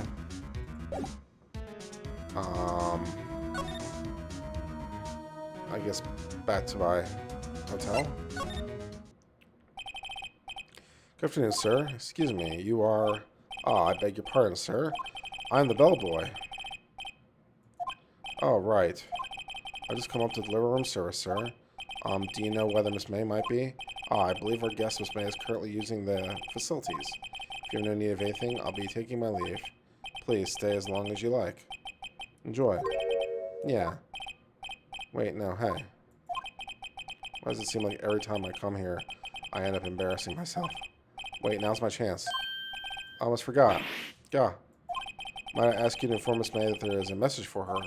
Please tell her that Mr. White... A Blue Corp phoned. Oh, right. Sure. Mr. White, a Blue Corp. Where have I heard that name? Okay. White. That was his name. Sister told me, yes. White was the name of the guy who ruined Maya's mother. Could it be a coincidence? Yeah, probably.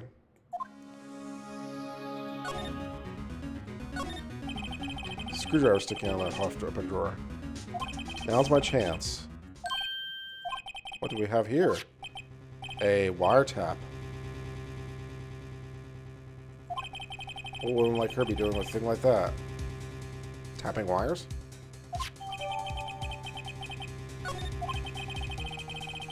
Something suspicious.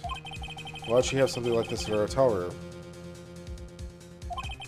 There's a story behind all this, I know it. Alright. I'll be using this bit of evidence in tomorrow's trial, that's for sure. I'll get to this woman. I'll get to this woman's blah blah blah. That's good. Time to scram. I look forward to tangoing with you tomorrow in court. To be continued. No, we have to go through our epic conclusion of like really bad questions and stuff.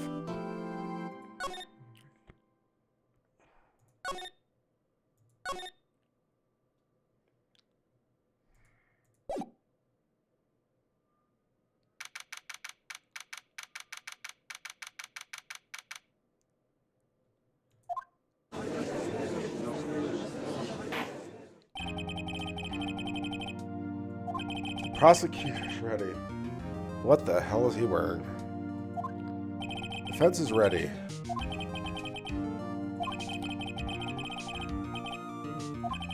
Mr. Edgeworth, please give the court your opening statement. Okay. Thank you, Your Honor. Defendant, Miss Bay, was at the scene of the crime.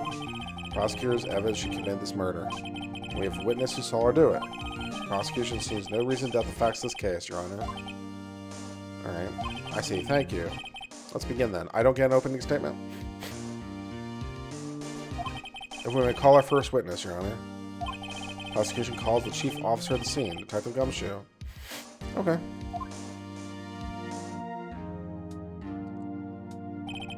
Witness, state your name and profession for the court. Sir, my name is Detective Gumshoe, sir. I'm the detective in charge of homicides down at the precinct, sir. Detective Gumshoe, please describe for us the details of the murder. Well, you want to ask it a little bit more segmented than that, but okay. Very well. Let me use this floor map at the office to explain. Body was found by the window here. And the cause of death? Loss of blood due to being struck by a blunt object, sir.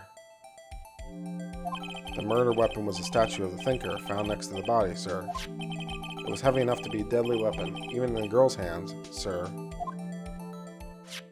The court accepts the statue's evidence. We're still calling it a statue.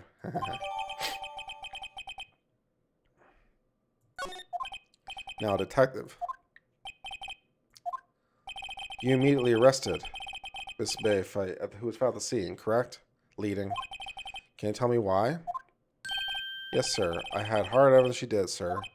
Detective Gumshoe. Please testify to the court about this hard evidence.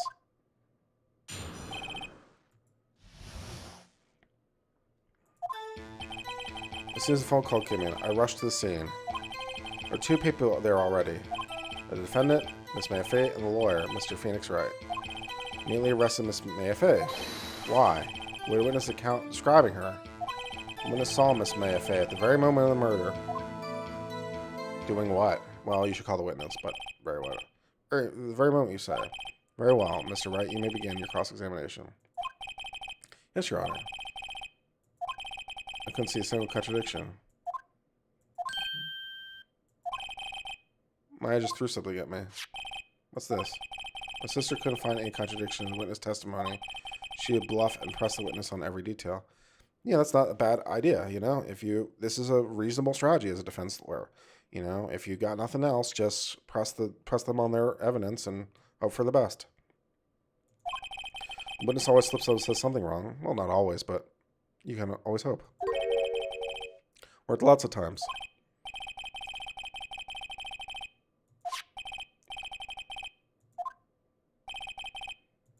No, Your Honor. I'd like to begin my cross-examination. Alright.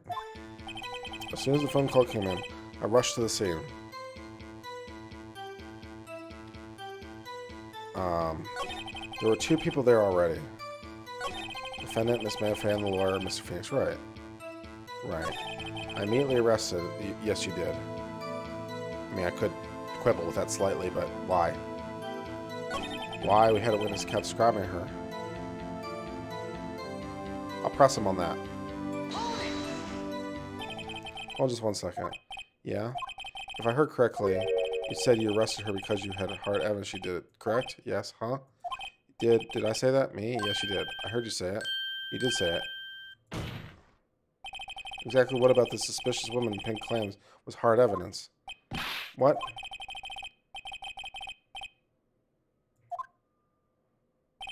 Well, I guess she is pink. That's enough, detective. Do you have any more solid proof other than her claims? Yes. Of course you do. Sorry, I got the order of things mixed up. Ooh. Well, that can always be an interesting detail. Something I should have told you about first. Very well, detective. Let's hear your testimony again. No.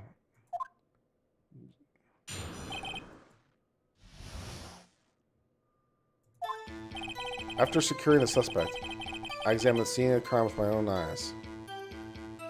Okay. I found the memo. No, you didn't.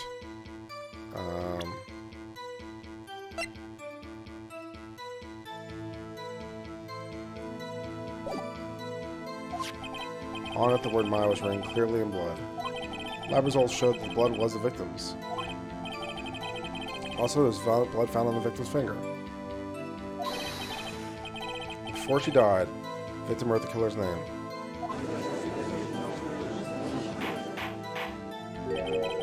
How do you like that? That's my hard evidence. Yeah, it sucks.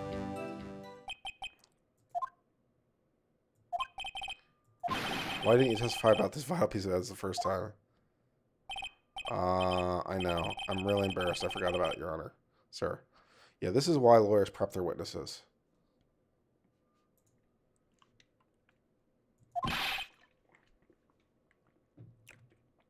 Try to be more careful. Alright.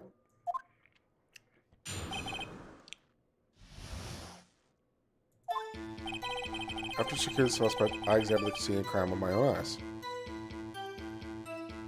Technically, I think that's the wrong way around. I found a memorandum on a piece of paper next to the body. No, you didn't.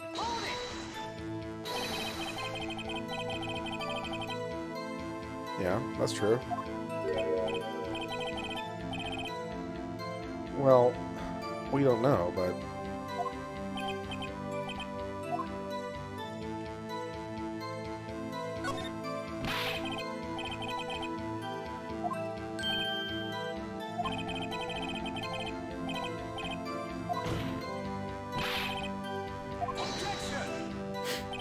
Hold on.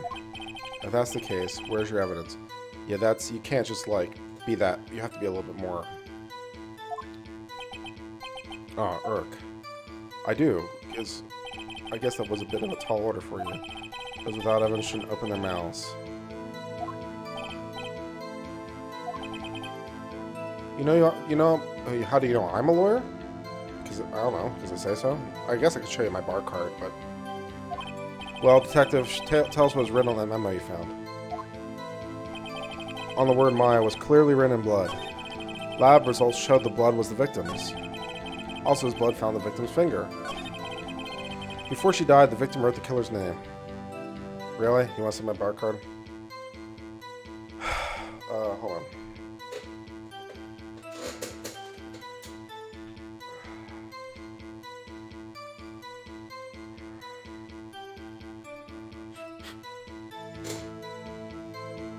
Booyah. Anyways, before he died, the killer wrote the killer's name. His whole testimony. Okay, there has to be a contradiction there somewhere.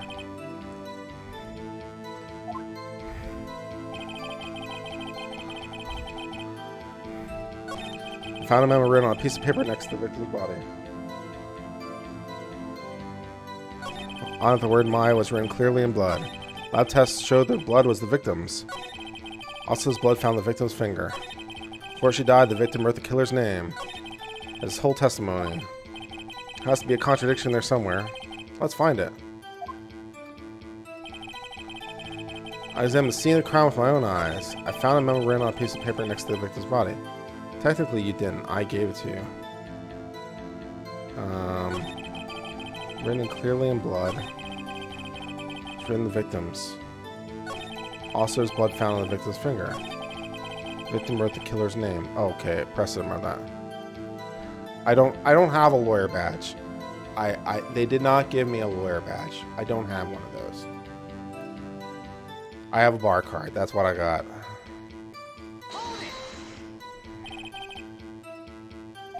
Do you get a lot of cases where the victim actually writes the killer's name? Sure, it happens all the time. This isn't a movie, detective. Oof. Let's talk about reality, shall we? That's not actually a bad line. I'd like to be a... Oh, show my badge.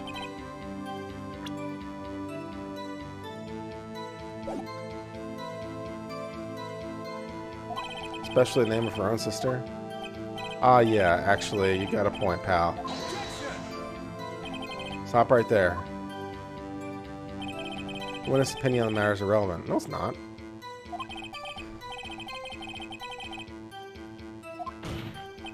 The victim told us the name of her killer. Yeah, we should get lawyer badges. That'd be cool. It didn't go so well. That's right. What he said. This is his whole testimony. Okay, there has to be a contradiction. There is.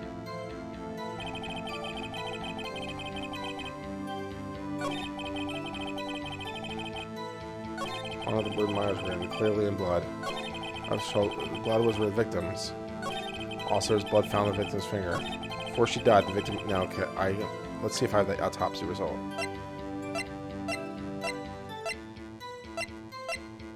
Yeah. There's one thing I want you to clarify for me here. You said the victim wrote this note, that she was accusing the defendant. That's really what you're saying. What?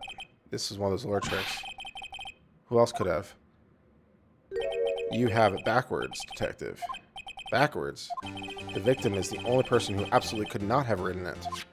This is a report from your department, detective. Immediate death due to a blow from a blunt object. She died immediately.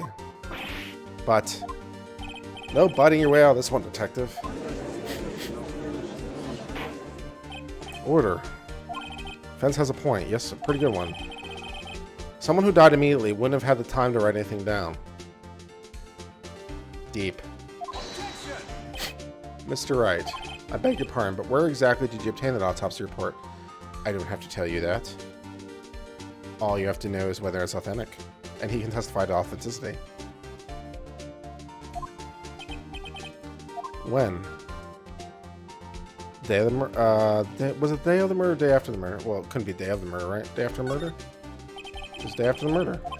Prosecution's point being that autopsy report is outdated.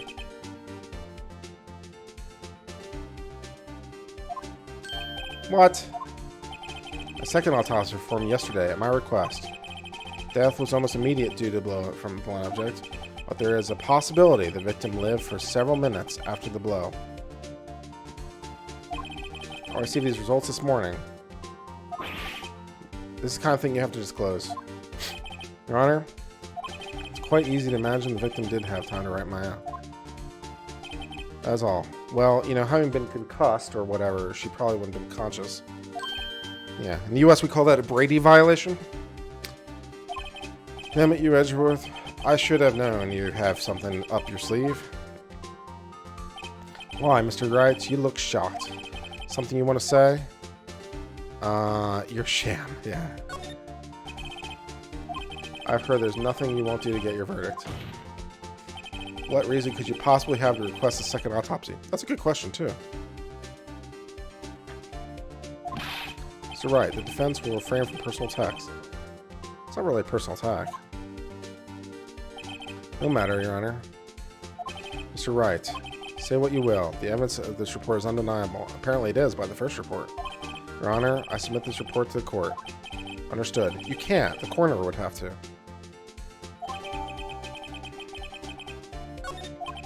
Well, Your Honor, the evidence strongly suggests the victim wasn't identifying the killer. That's, not what the standard should be. I suppose that's the obvious conclusion. No. Darn, this isn't good. Prosecution would like to call its next witness. This poor, innocent girl saw the murder with her own eyes.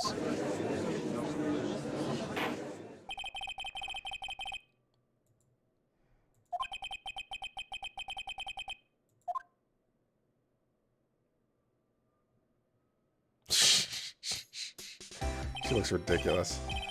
Witness, your name, please. April May, at your service. Wink. Wow.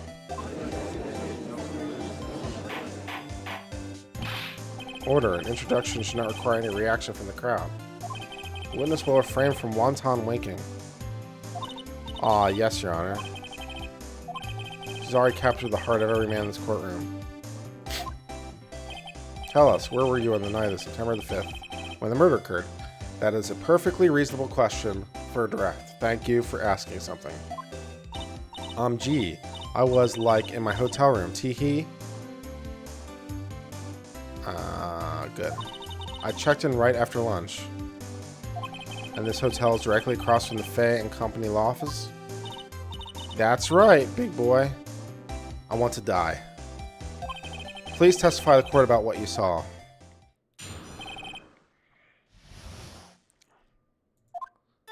It was like 9 at night.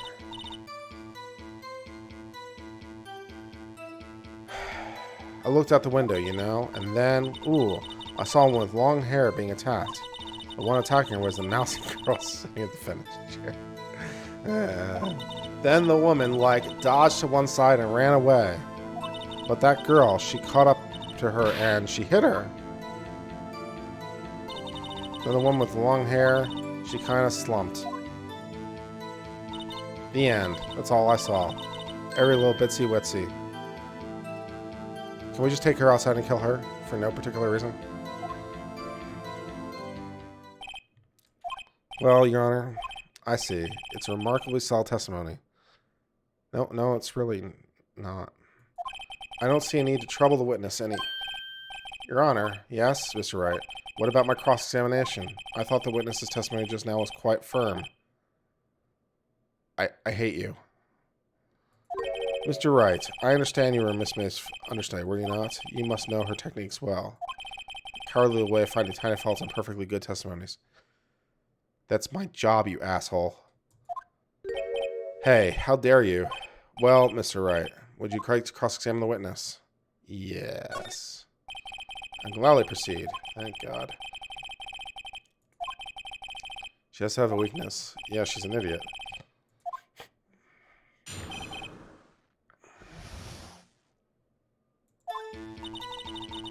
Let's see what evidence I have in my, I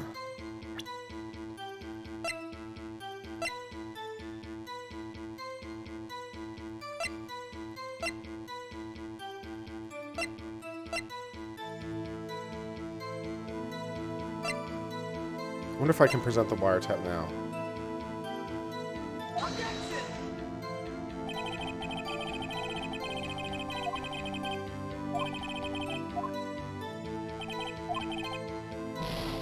Uh-oh.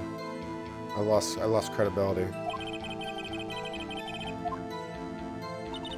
It's like 9 o'clock at night. I looked out the window. And then, I saw one with long hair being attacked. Okay.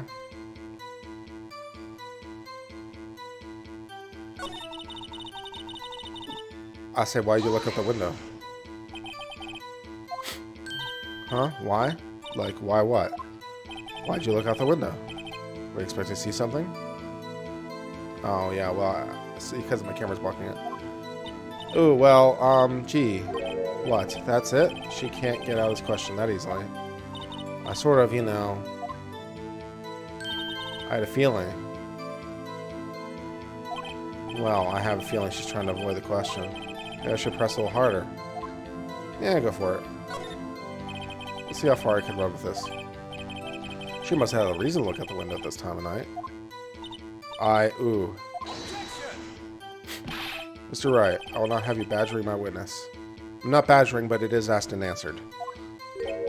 Badgering? You insist on kneeling with trivial questions. No. I really don't think it should be allowed. I have a constitutional right? Oh my god. Order. Mr. Wright, you have been warned. Poor girl. What about poor me? You looked out the window. What did you see next? Whose questions are these? And then, ooh, I saw a woman with long hair being attacked. The one attacking her was the mousy girl. Okay, I'll press her on that, because how could she identify her? How do you know it was the defendant? Huh? Well, you know, she had a girlish physique. Women know these things. No. Look, I just know, okay? No! There's only one person at the scene of the crime with a short, girlish figure. How do you know that? Testimony is bulletproof, Your Honor. He's right. No, he's not. I question it. Testimony stinks. What?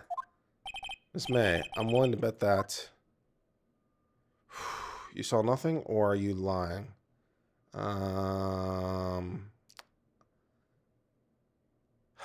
Lying, I guess.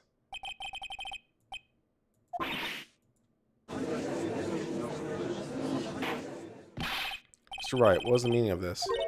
Yes, what is the meaning of this? Somebody tell me, because I'm clueless.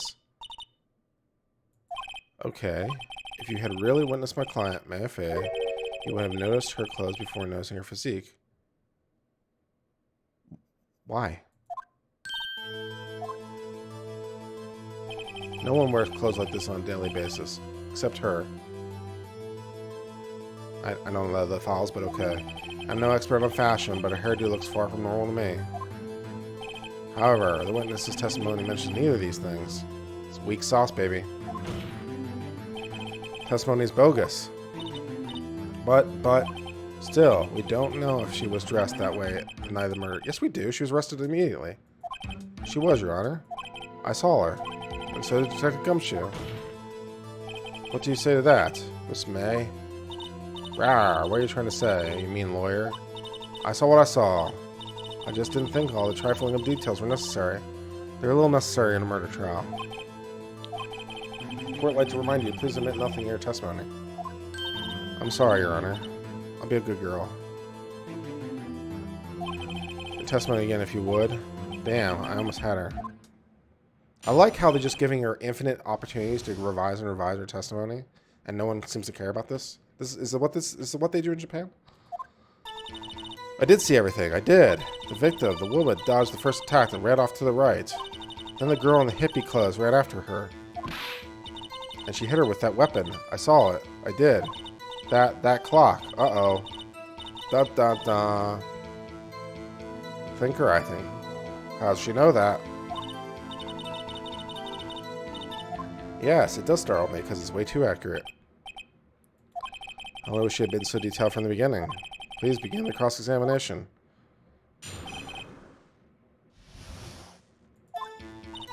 Let's see everything. The victim, the woman.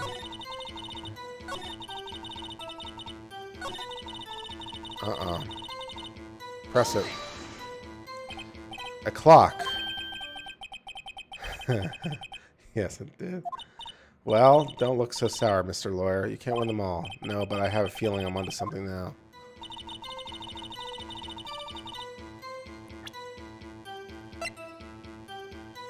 I'll present it. Miss May, what you said just now was quite revealing. You wouldn't like that, would you, Dottie, Mr. Lawyer? No, not actually, no. You just said this statue of the thinker was a clock. There's no way of knowing that just by looking at it. Erp. Another person in a much similar position recently called this a clock too.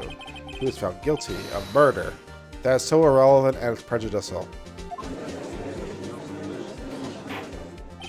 Order. Miss May, can you explain how you know this was a clock? You shouldn't ask that question. Ooh, Erp. Witness saw the murder with her own eyes. That's all that's important here. Her credibility is kind of important. The defense is trying to confuse the issue with trivial concerns. You withdraw your question. No, I won't. Screw you. The questions are all I have, Your Honor. And as you may recall, I've caught murderers with these questions before. Objection sustained. You may continue the question, witness. I don't even know who's objecting to what now at this point. That was close. If he'd stopped me there, the trial would have been over. Huh? What? So what happens now? What happens now is you answer my question. How'd you know it was a clock? What? That's because I heard it? Yes, I heard it.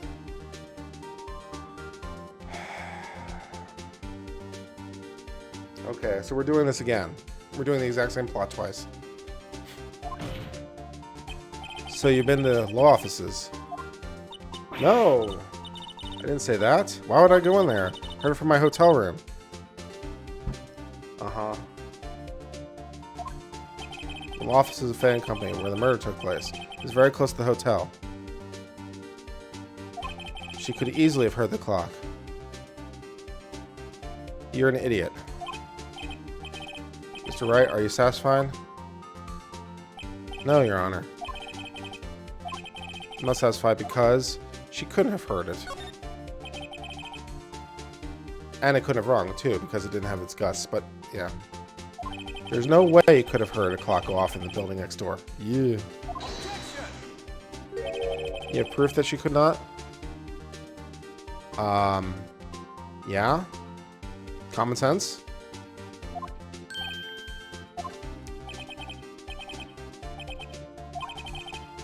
Proof is everything.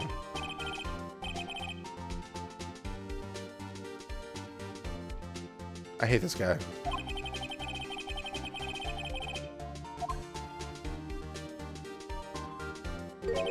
Prosecution denies your request. Oh, you get to decide these things.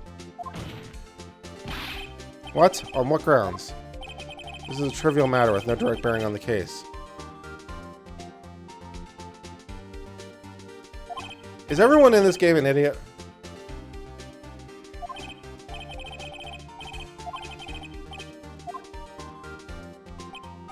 No, Your Honor.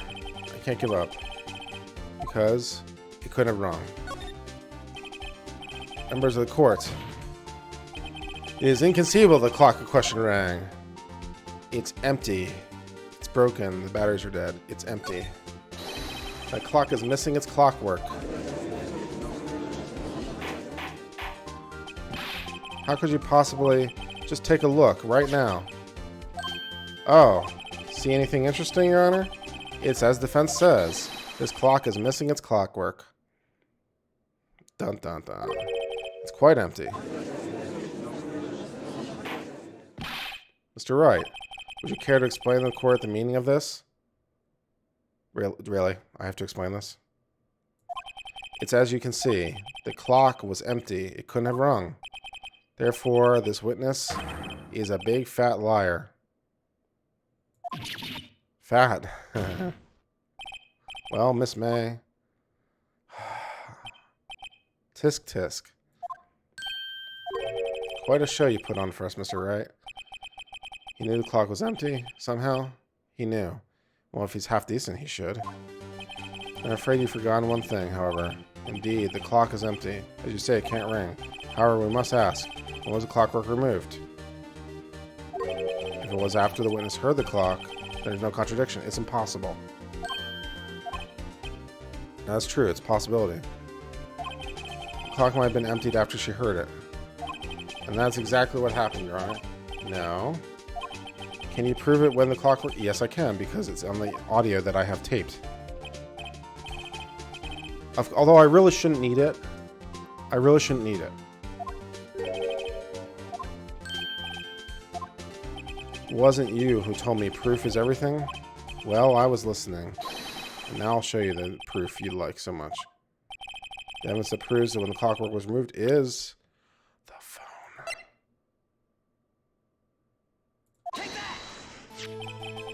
Take a look at this.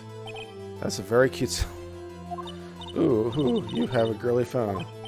Wait, this is my phone. Listen, this is the defendant's cell phone, and it contains a recording. Recording of a conversation she had with the victim on the day of the murder. There's issues with authentication. Order. Defendant's cell phone. This wasn't brought to my attention. Perhaps the gumshoe overlooked it. Grumble. I gotta say, I'm starting to feel bad for the big fellow. Let's hear the conversation.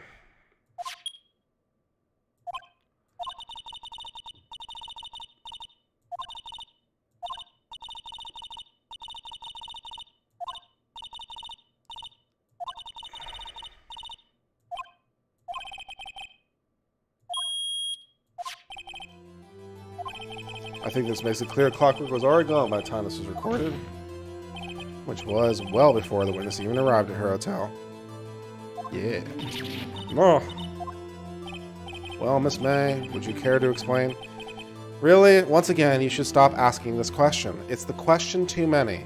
And lawyers do it all the time. They do it in the real world too. They ask the one question too many. And this is a classic example. You don't give them that extra edge. Just how do you know that weapon was a clock? Well, isn't it obvious? I saw the clock before. What store was that again? Oops, I forgot. Wink. So witness to see it before. That would make sense. Does the defense have any objections? A little bit. Yes. Witness claimed she had seen it before. That directly contradicts a piece of evidence already submitted to this court. Well then, let's see it. Please produce this evidence. I'll prove the witness had not seen the clock before. Let's see. It's made by Larry Butts. It's simple. This clock was never in a store, ever. What? A friend of mine made that clock. Only two exist in the world, and the one that isn't here is in police custody. Impossible. Everything is sold at stores. Miss Bay, I think that's high time you went shopping for a better excuse. Miff. Oh, excuses not on sale today? That's nice.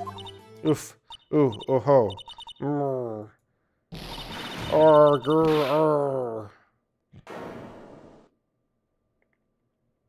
You haven't even seen my final form. What's it to you, porcupine head?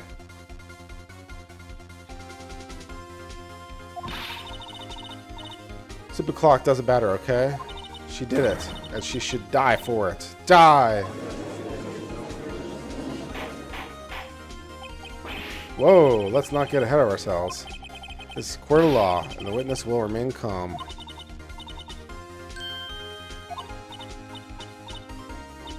Silly me. Did I, lose it? I guess I did. Tee-hee-hee-hee, wink. Miss May, let me ask. Tell me, how did you know the weapon was a clock? Oh dear. Does the defense have an opinion on this behavior? Yeah. Yes, Your Honor. Allow me to explain how I see the truth of the matter. You knew the weapon was a clock because you held it. Held that very clock in her hands. When was this? When she used it to strike the victim. When else? Order. Mr. Wright, what is the meaning of this? April May, you killed May Fay, I say. That's a lot of rhyming. When you struck, the force... Oh, no. That's when you heard it. No.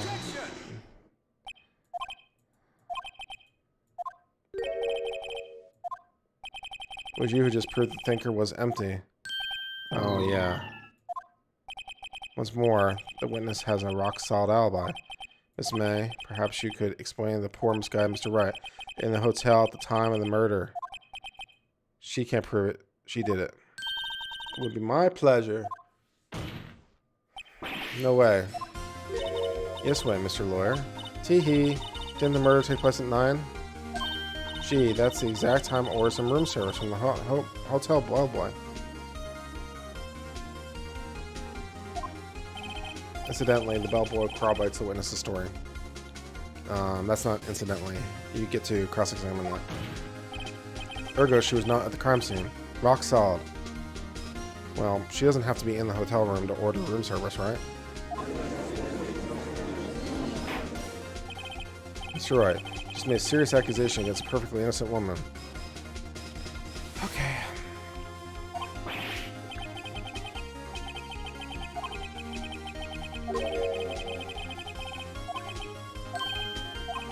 Your Honor, I figured it out. There's one other way Miss April could have known it was a clock. One way alone. I have proof. Well, proof, you say. And the court will examine your proof. How did the witness know the thinker was a clock? From the wiretap. Well, look at this. Ah, ooh. That. I found this in Miss May's room. Mr. Wright, please explain to the court what this is. Miss April May, you were tapping the victim. Were you not? Ooh. Ooh. Your Honor, this is irrelevant. I'm not entirely sure that is. Objection overruled. It troubles me that our witness was in possession of a wiretap. This is outrageous. Does the defense truly claim the witness was tapping her phone? Yes, absolutely. That was the case, which is not. You still have to prove one thing. Did the victim ever say that the weapon was a clock on the phone? Yes, we got it from the voicemail. It's simple. What? No one has any memory.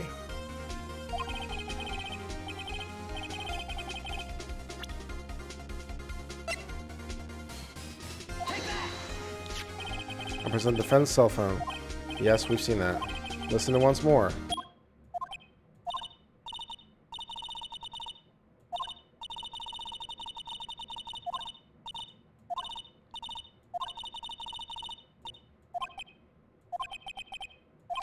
You used the wiretap to listen to this conversation. That's how you knew the thinker was a clock.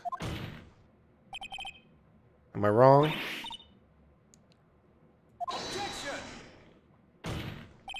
Your Honor, this is ridiculous.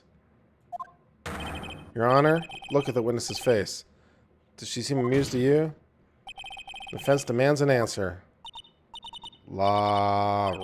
Witness, answer the question. Did you tap her phone? Miss May, shut up, all you. What gives you the right to talk to me about that? You lawyer.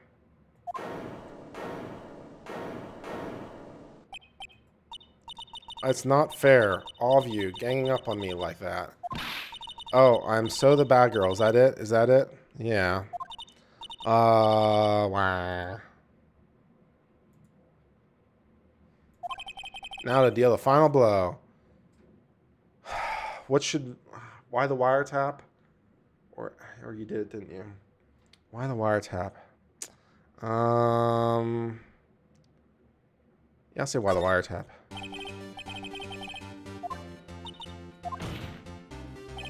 Answer the question. Do I have to? Isn't this a murder trial? Isn't tippy-tappy irrelevant? No. Miss May, you were tapping the victim's phone. I hardly call that relevant. I agree. He has a point. Well, Miss May, do you have an explanation? At the time of the murder, I was in my hotel room getting room service. How could I have killed her? If you don't believe me, just ask the bellboy. Well, does the defense have anything to say?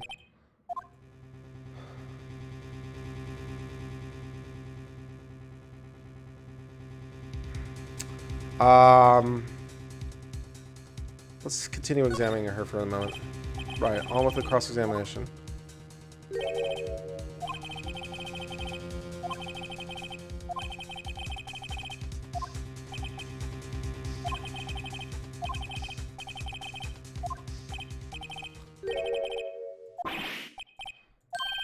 You can call your own witness.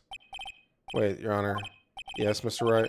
Defense would like to call the bellboy after all. Yeah, I haven't even been given an opportunity to call a witness. The prosecutor has to end all their witnesses before I get to call any witnesses. Tisk, tisk, tisk. As I thought.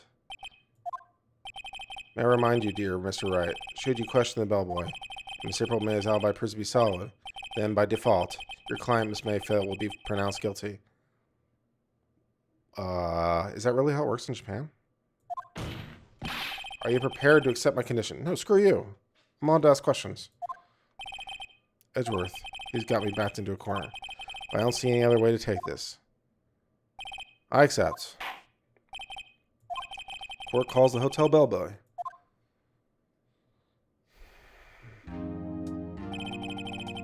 Really ready for the witness to testify. He certainly does look like a bellboy. Yes, sir. I received your summons in the middle of work, sir. I'm happy to be of service. That tea set looks rather heavy, so without further ado, the witness may begin his testimony. Very good, sir. I get to ask questions. He's my witness. I'm the head bellboy at the fine Gatewater Hotel. I believe I received a call after 8 in the evening from our guest, Miss May. Well, that's a contradiction, right? She asked for an iced coffee to be brought to her at 9 on the dot, sir. Okay. I brought it to her at precisely the requested time, of course. And delivered the iced coffee to her guest, Miss May, herself. Defense May begins cross-examination. Right. I'm ready. I hope. This is it. If I can't prove Miss May was involved in the murder, May will be finished.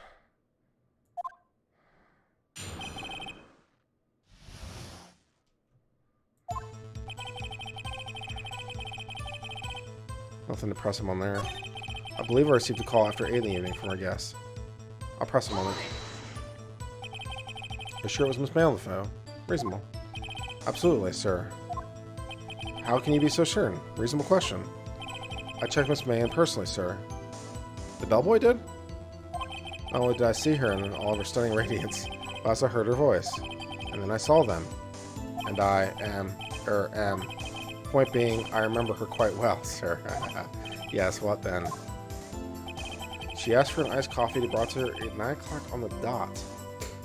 I'll press him on that. 9 o'clock on the dot, you say? Yes, I confirmed that detail several times. She was watching a program on TV and wished to drink it after she finished. 9 o'clock, the time of the murder. Precisely the requested time. I guess I'll press him on that. Precisely 9. Precisely, exactly, and most definitely, sir, 9 p.m. I can be so sure. This man was quite insistent to be brought then. Oh, bellboy, tee-hee, I'd like iced coffee at exactly 9 o'clock. Something like that, sir.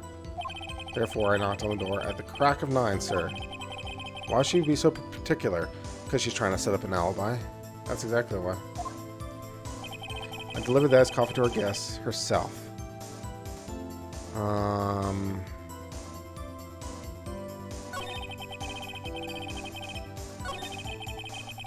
I guess I'll press him on it. You're sure it was Miss April May herself? Absolutely, sir. Absolutely? Yes, sir. As in, so very absolutely, sir. It's an endearing mannerism of mine. How come you're so very certain? Well, when I brought it to room service, sir, she, the guest, sir, favored me with a, embrace.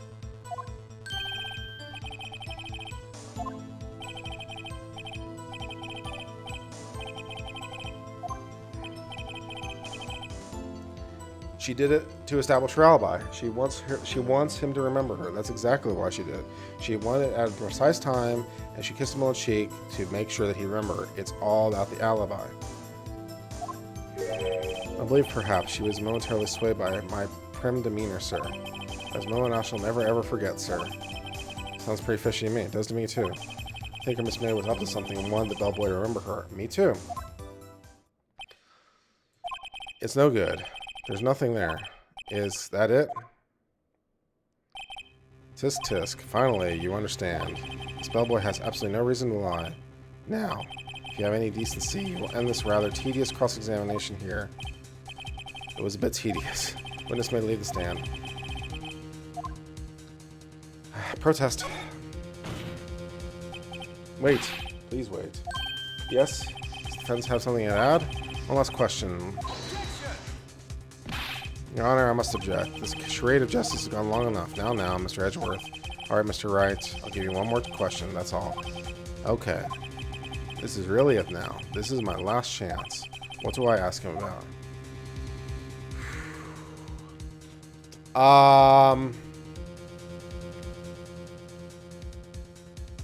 I don't know. What should I ask him about? Check-in, room service, or bed making? I guess I'll press him on check-making. Check-in?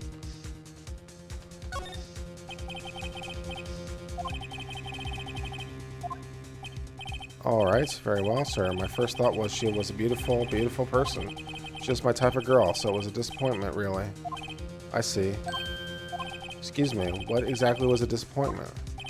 Well, I am not without charm, sir, but you and I had a little chance with her lover there. With her lover there? Uh-huh. What did he say? What did you say? Ah, oh, or rather, quite.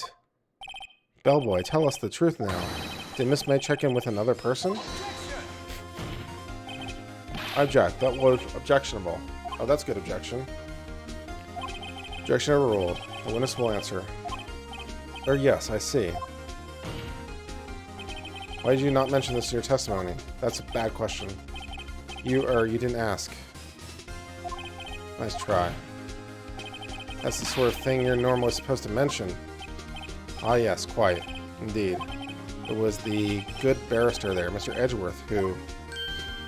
Oh, did Mr. Edgeworth coach the witness? That's a no-no. He asked me not to mention if I wasn't specifically asked, sir. Dun dun dun, that's a no-no. You can't do that. You fool. I've done it. I've won.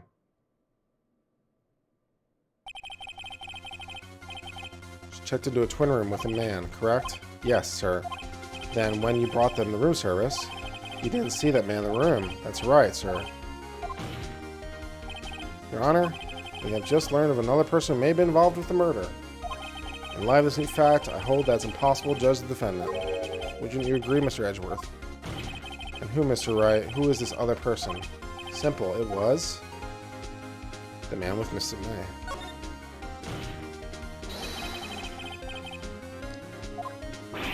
Oof. Your Honor, as has been previously revealed, Miss April May was tapping the victim's phone. Miss May herself has an alibi at the time. However, that does not clear the man that was with her. The bellboy saw no one else in the room. My, what a convenient little setup. But it's too late. Too late? I suppose you'd like it if it were too late, wouldn't you? After all, it was you who hid the presence of the Iron Man from this court. Upstart. Amateur. These accusations are ludicrous. Well, technically, he isn't accusing you, the witnesses. The court acknowledges the defense's argument. I expect the prosecution defense to look into the matter fully. Am I understood? Yes. That's all today for the trial, Miss April. Court is adjourned. Until when? Like, I get the dismissal. We get to all go home now. It's over. Miss Wright, you were amazing in there. I think I might be your newest fan. I was just doing my job, you know. Then again, that other attorney was pretty cool too. That face of his, with his eyes wide and trembling lips, sent shivers up my spine. If you say so. So what happens with me? Do I get to go home now? You really should. Well, no, I don't think so. Not yet. Oh, I see. But I got a great lead in today's trial. A lead. That man with Miss May. He's the key. I get it. What happened to Miss May after that, anyway? They arrested her. I guess she's learning her charms don't work everywhere. She's probably at the detention center now. Anyway, this case is far from closed. I'm going to find out more about this man. Think he was one who... Maybe so. Sis, Don't worry, I'll find him by tomorrow, I promise. I'm counting on you. Ask for a full record of the testimony. I thought it might come in handy during the trial tomorrow. Yeah, but now that I have it, I'm not so sure. Most of her testimony was all lies. In fact, there's only one part that hasn't been stricken from the record. That's not how that works.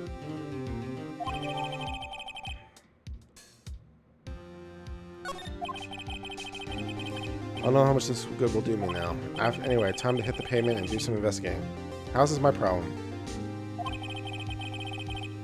Maya doesn't belong in the detention center. It's up to me to set her free.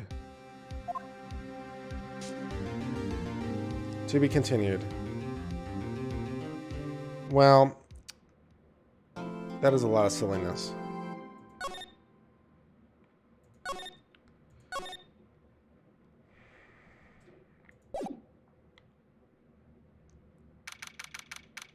Oh, is there more? Unbelievable. Well, hello. I didn't expect anyone to visit me in such a dank place as this. Dank, baby. It's really quite moving. Not, you stinking lawyer. I hope you die. Have you come to laugh? Yes, laugh at the fall of Miss May. No, not really. There's something I wanted to ask. Unfortunately, there's nothing I want to be asked. Haven't you done enough questioning, you spiky head? Please, just carry the security guard. So, what is it you want to know?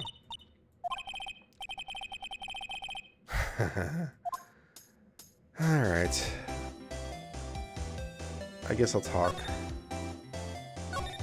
About the man who stayed with you. Can you tell me about him? Where is he? No way, Jose. Why did you place a wiretap on the phone? Aw, when you say it like that, it sounds so criminal. How am I enjoying this? I don't know, it's pretty ridiculous. Tapping people's phone is a crime, Miss May. Oh, and I suppose you learned that in lawyer school, hmm? Yeah, it came up. Creep. This woman is impossible to talk to. Say, why are you so angry? I mean, you don't look like a bad person. Ooh, that does it. Bomb fucking scum-sucking lawyer. Bottom, I can't tell. Does she have a thing against lawyers or just against me?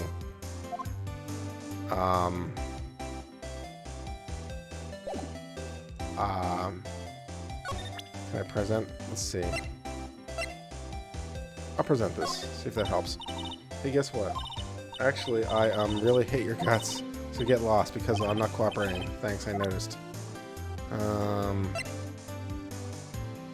present the note. See if that helps. No.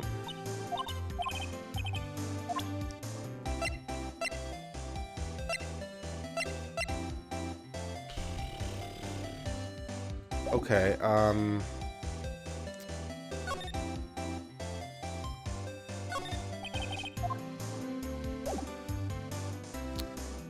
move, I guess. Let's go to the law offices.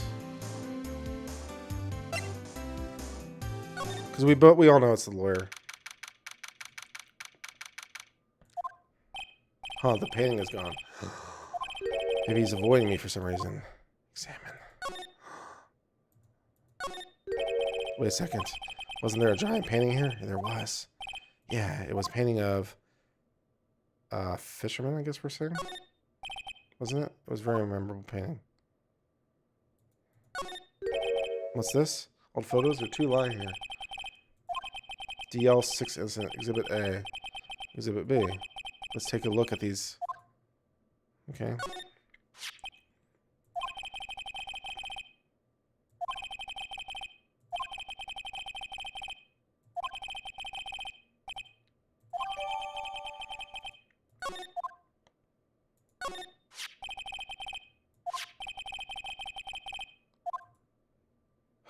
I'll swap photos. I don't remember seeing this woman before. I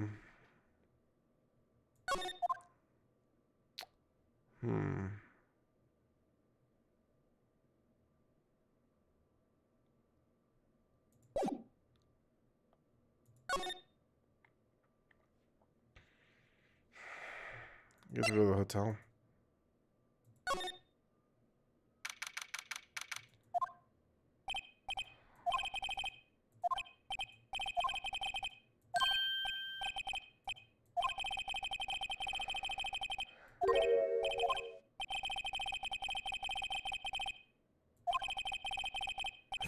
looking for the room that's nice. Whoa, whoa. Miss May hasn't been charged with murder. I, too, will become famous. The bellboy who brought the murderer iced coffee. So, you are our honored guest. Please let me know if there's anything I can bring you. I'll examine this again. Oh, please leave that as it is, sir. That's the drawer of terror, hiding place in the murderer's wiretap. It's set to become one of the most popular attractions here.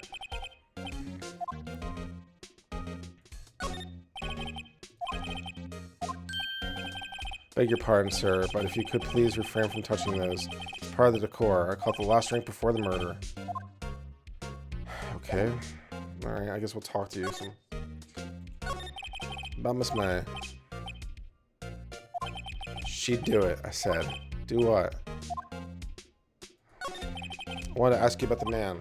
Ah, yes. He struck me as a real lady killer, if you pardon the expression. He and I are the same ilk. Both carry the scent of danger. If you had a photo of that man, I'm quite sure I could identify him. Photo,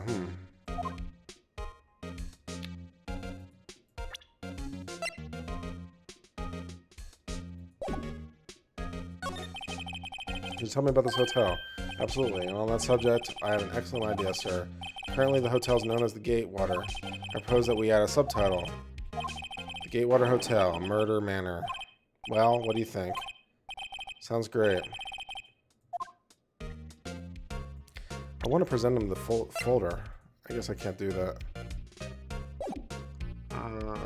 Let's see. Oh, present. Take a look at this photo. That's him, detective. I'm the lawyer. Oh, I know that. I just wanted to say detective once. You know how it is. No, I don't. Without a doubt, that is the man who checked in with Miss April May.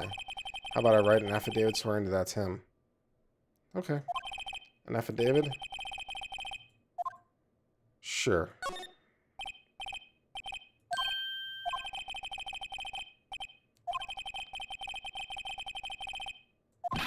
Just hurry up and write.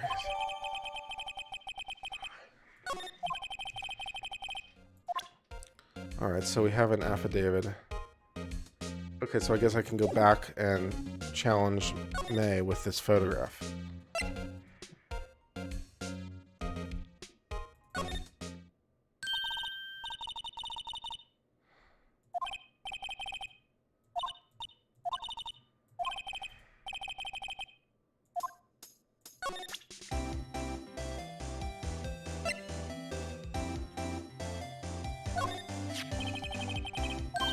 What's that? Bellboy's affidavit. It tells us everything he saw, such as the man he checked in with, who was the most definitely this guy. Pusher. No playing dumb. If you don't talk, I'm taking this info to the press. Even though he should have been witness to a murder, your little friend was missing. I'm sure the press would have a field day with his reputation. Ooh. Fine, I'll talk. You win, lawyer. It's great to be alive. Why are you pumping your fist in the air? Now, tell me about the man. That man, he's my boss. Reed White. Reed White. Well, I suppose you could call it a detective agency. So this is the man that was with you the night of the murder. I'm scared to talk. I don't want to end up like her. Dun dun dun. It's okay. I'll just ask Mr. White himself. Can you tell me where he is?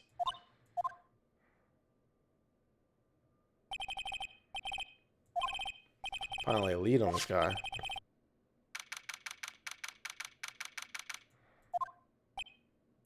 Paintings on the wall. Let me guess. You're an attorney fresh out of law school, are you not? That is the only explanation for why you would come to meet me like this. What does he mean by that? Good question. So what business does a mighty lawyer have with a man such as myself? Well, first of all, I'm going to examine the painting on the wall.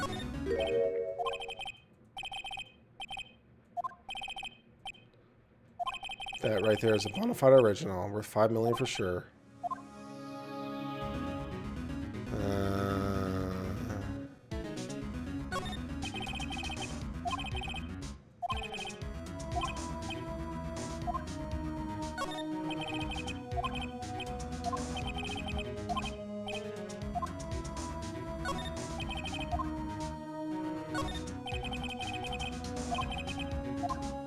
right? Alright, let's talk to this guy. Correct. She was my secretariat. Isn't that a horse? What a shock it was to hear what she had done. What she had done. You mean the wiretap? Indeed. She's paid to answer phones. Tapping them is not in her job description.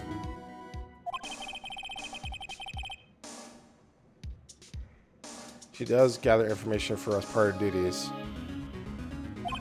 But, as I assure you, we do not condone illegal methods. It is ineffable she would do this.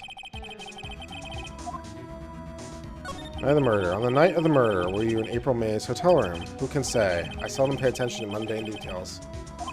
My motto is, don't worry, be happy. Okay. Still, Mr. White, the hotel bellboy has stated on the record he does remember you. No matter. The bellboy can say what he pleases. I still won't talk to you. If you want me to speak, put me on the witness stand. Well, I doubt you'll be capable of doing that. It's real easy. Get a subpoena. Why didn't the prosecution call him as a witness? He should have seen the same thing as April May. Oh ho ho. Police, the courts. To me, they are mere toys, playthings for my amusement. What kind of company is Blue Corp? Excellent question. We buy and sell various kinds of information. We're a company of the future. You might say we are the future. Sell information.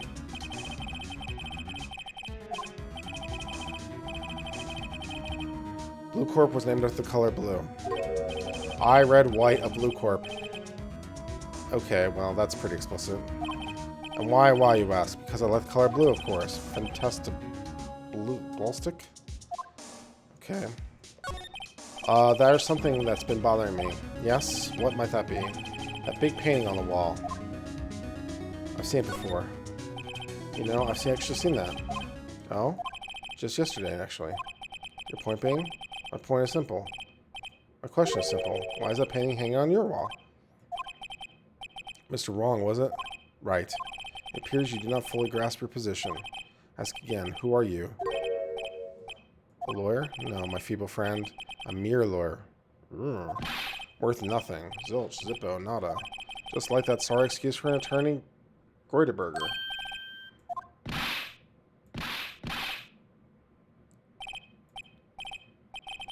You punish me? Well, Mr. Lawyer, what will you do? Charge me with assault? Charge away, I welcome it. Of course, you who will be found guilty. What? Heed my exposition. The police, the courts, they all do my bidding. So you say. I don't expect you to understand. It is a world beyond your compensation. Yeah, compensation. I read that right. You came here from Greuterberger's, I presume. Then you must ask him, why is that his painting of his that hangs here? Perhaps then he will tell you. Perhaps he will explain how a man can live life purely for personal profit. Go now, skedaddle. There's nothing more to discuss. Okay. Back to the lawyer's office.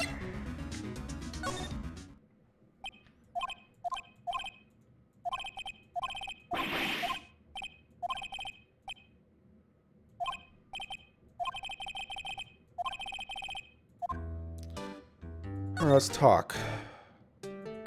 You came to see the trial. Yes, I did. Something was bothering me last night. Really, what was that? Well, you see, it's just my sister, that poor girl, my boy. I owe you my thanks, truly. I don't know what I would have done if things had gone poorly for the girl. I asked before, but why did you refuse her request? I think I have a right to know. A right, Mr. Wright? No, I'm sorry. Just need more time to think about it, my boy.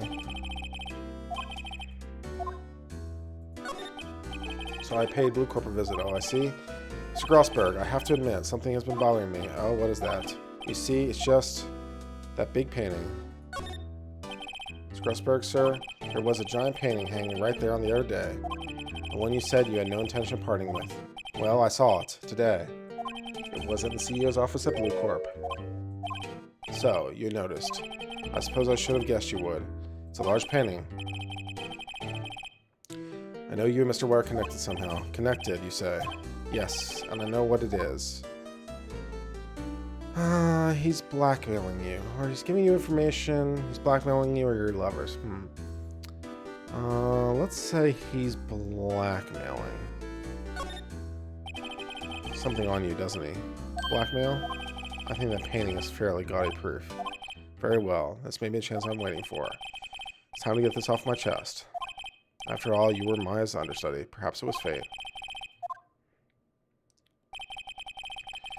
Reed White is a man who makes his living through intimidation. Blue Corp is a company that excels in finding people's weaknesses, I'm afraid. I've been paying them for 15 years now. All because of the DL6 incident. As you suspected, I could not stand defensive by because of this. White would have destroyed me if I did. It is hard for me to tell you this, my boy, but arresting Reed White will be nigh on impossible. He has information on everyone. It gives him an iron grip. He owns judges, attorneys, prosecutors, police, and politicians. Great. They are bound, unable to do harm themselves, and therefore to him. Don't look at me like that. What you see is nothing more than the weight of many years.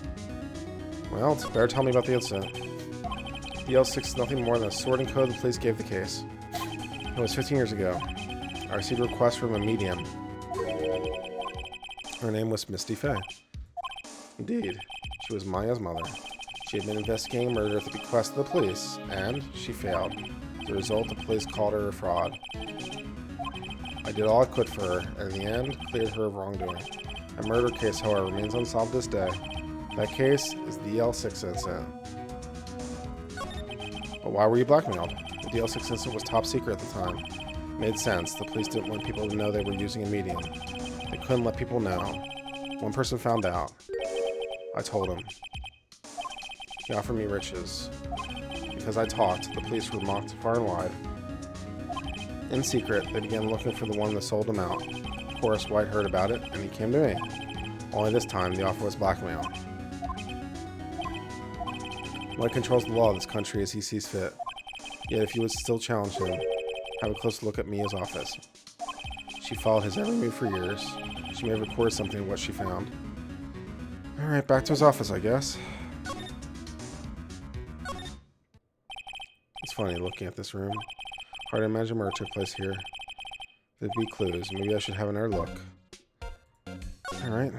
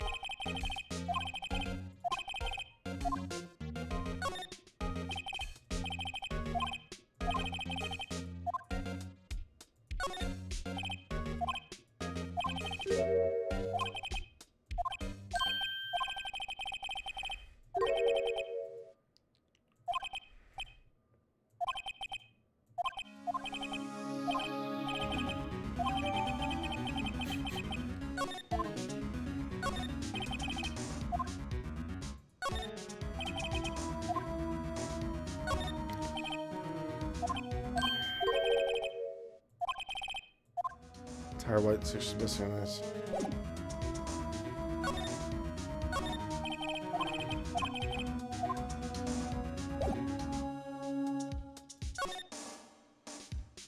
Alright, where should I go to now? I don't know.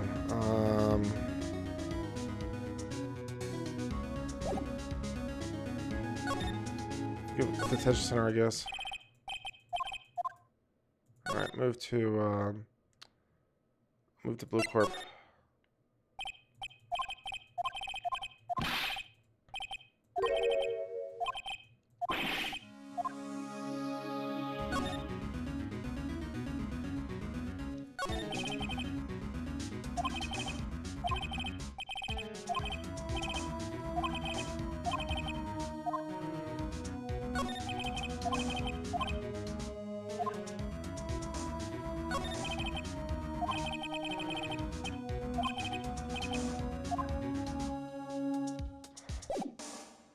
see, what do I have that I can present him? I'll present this piece of it and see what this has.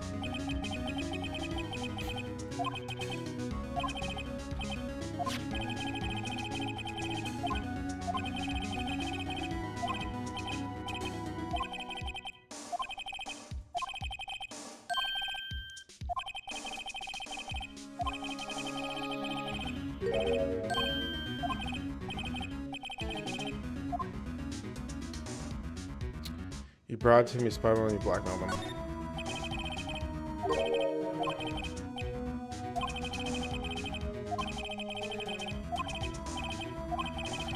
In case you're wondering, yes, this would be an example of RICO.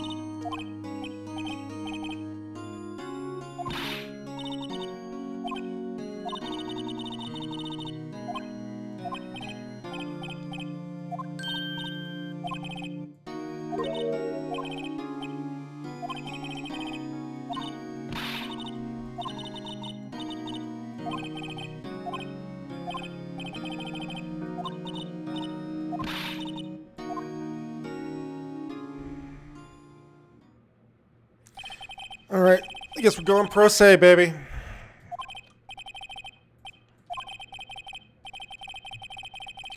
A limit of 3 days was put on court trials. Wow.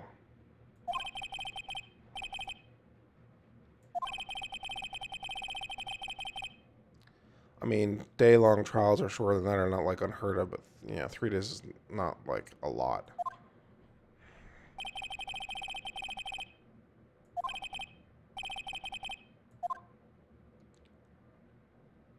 All right.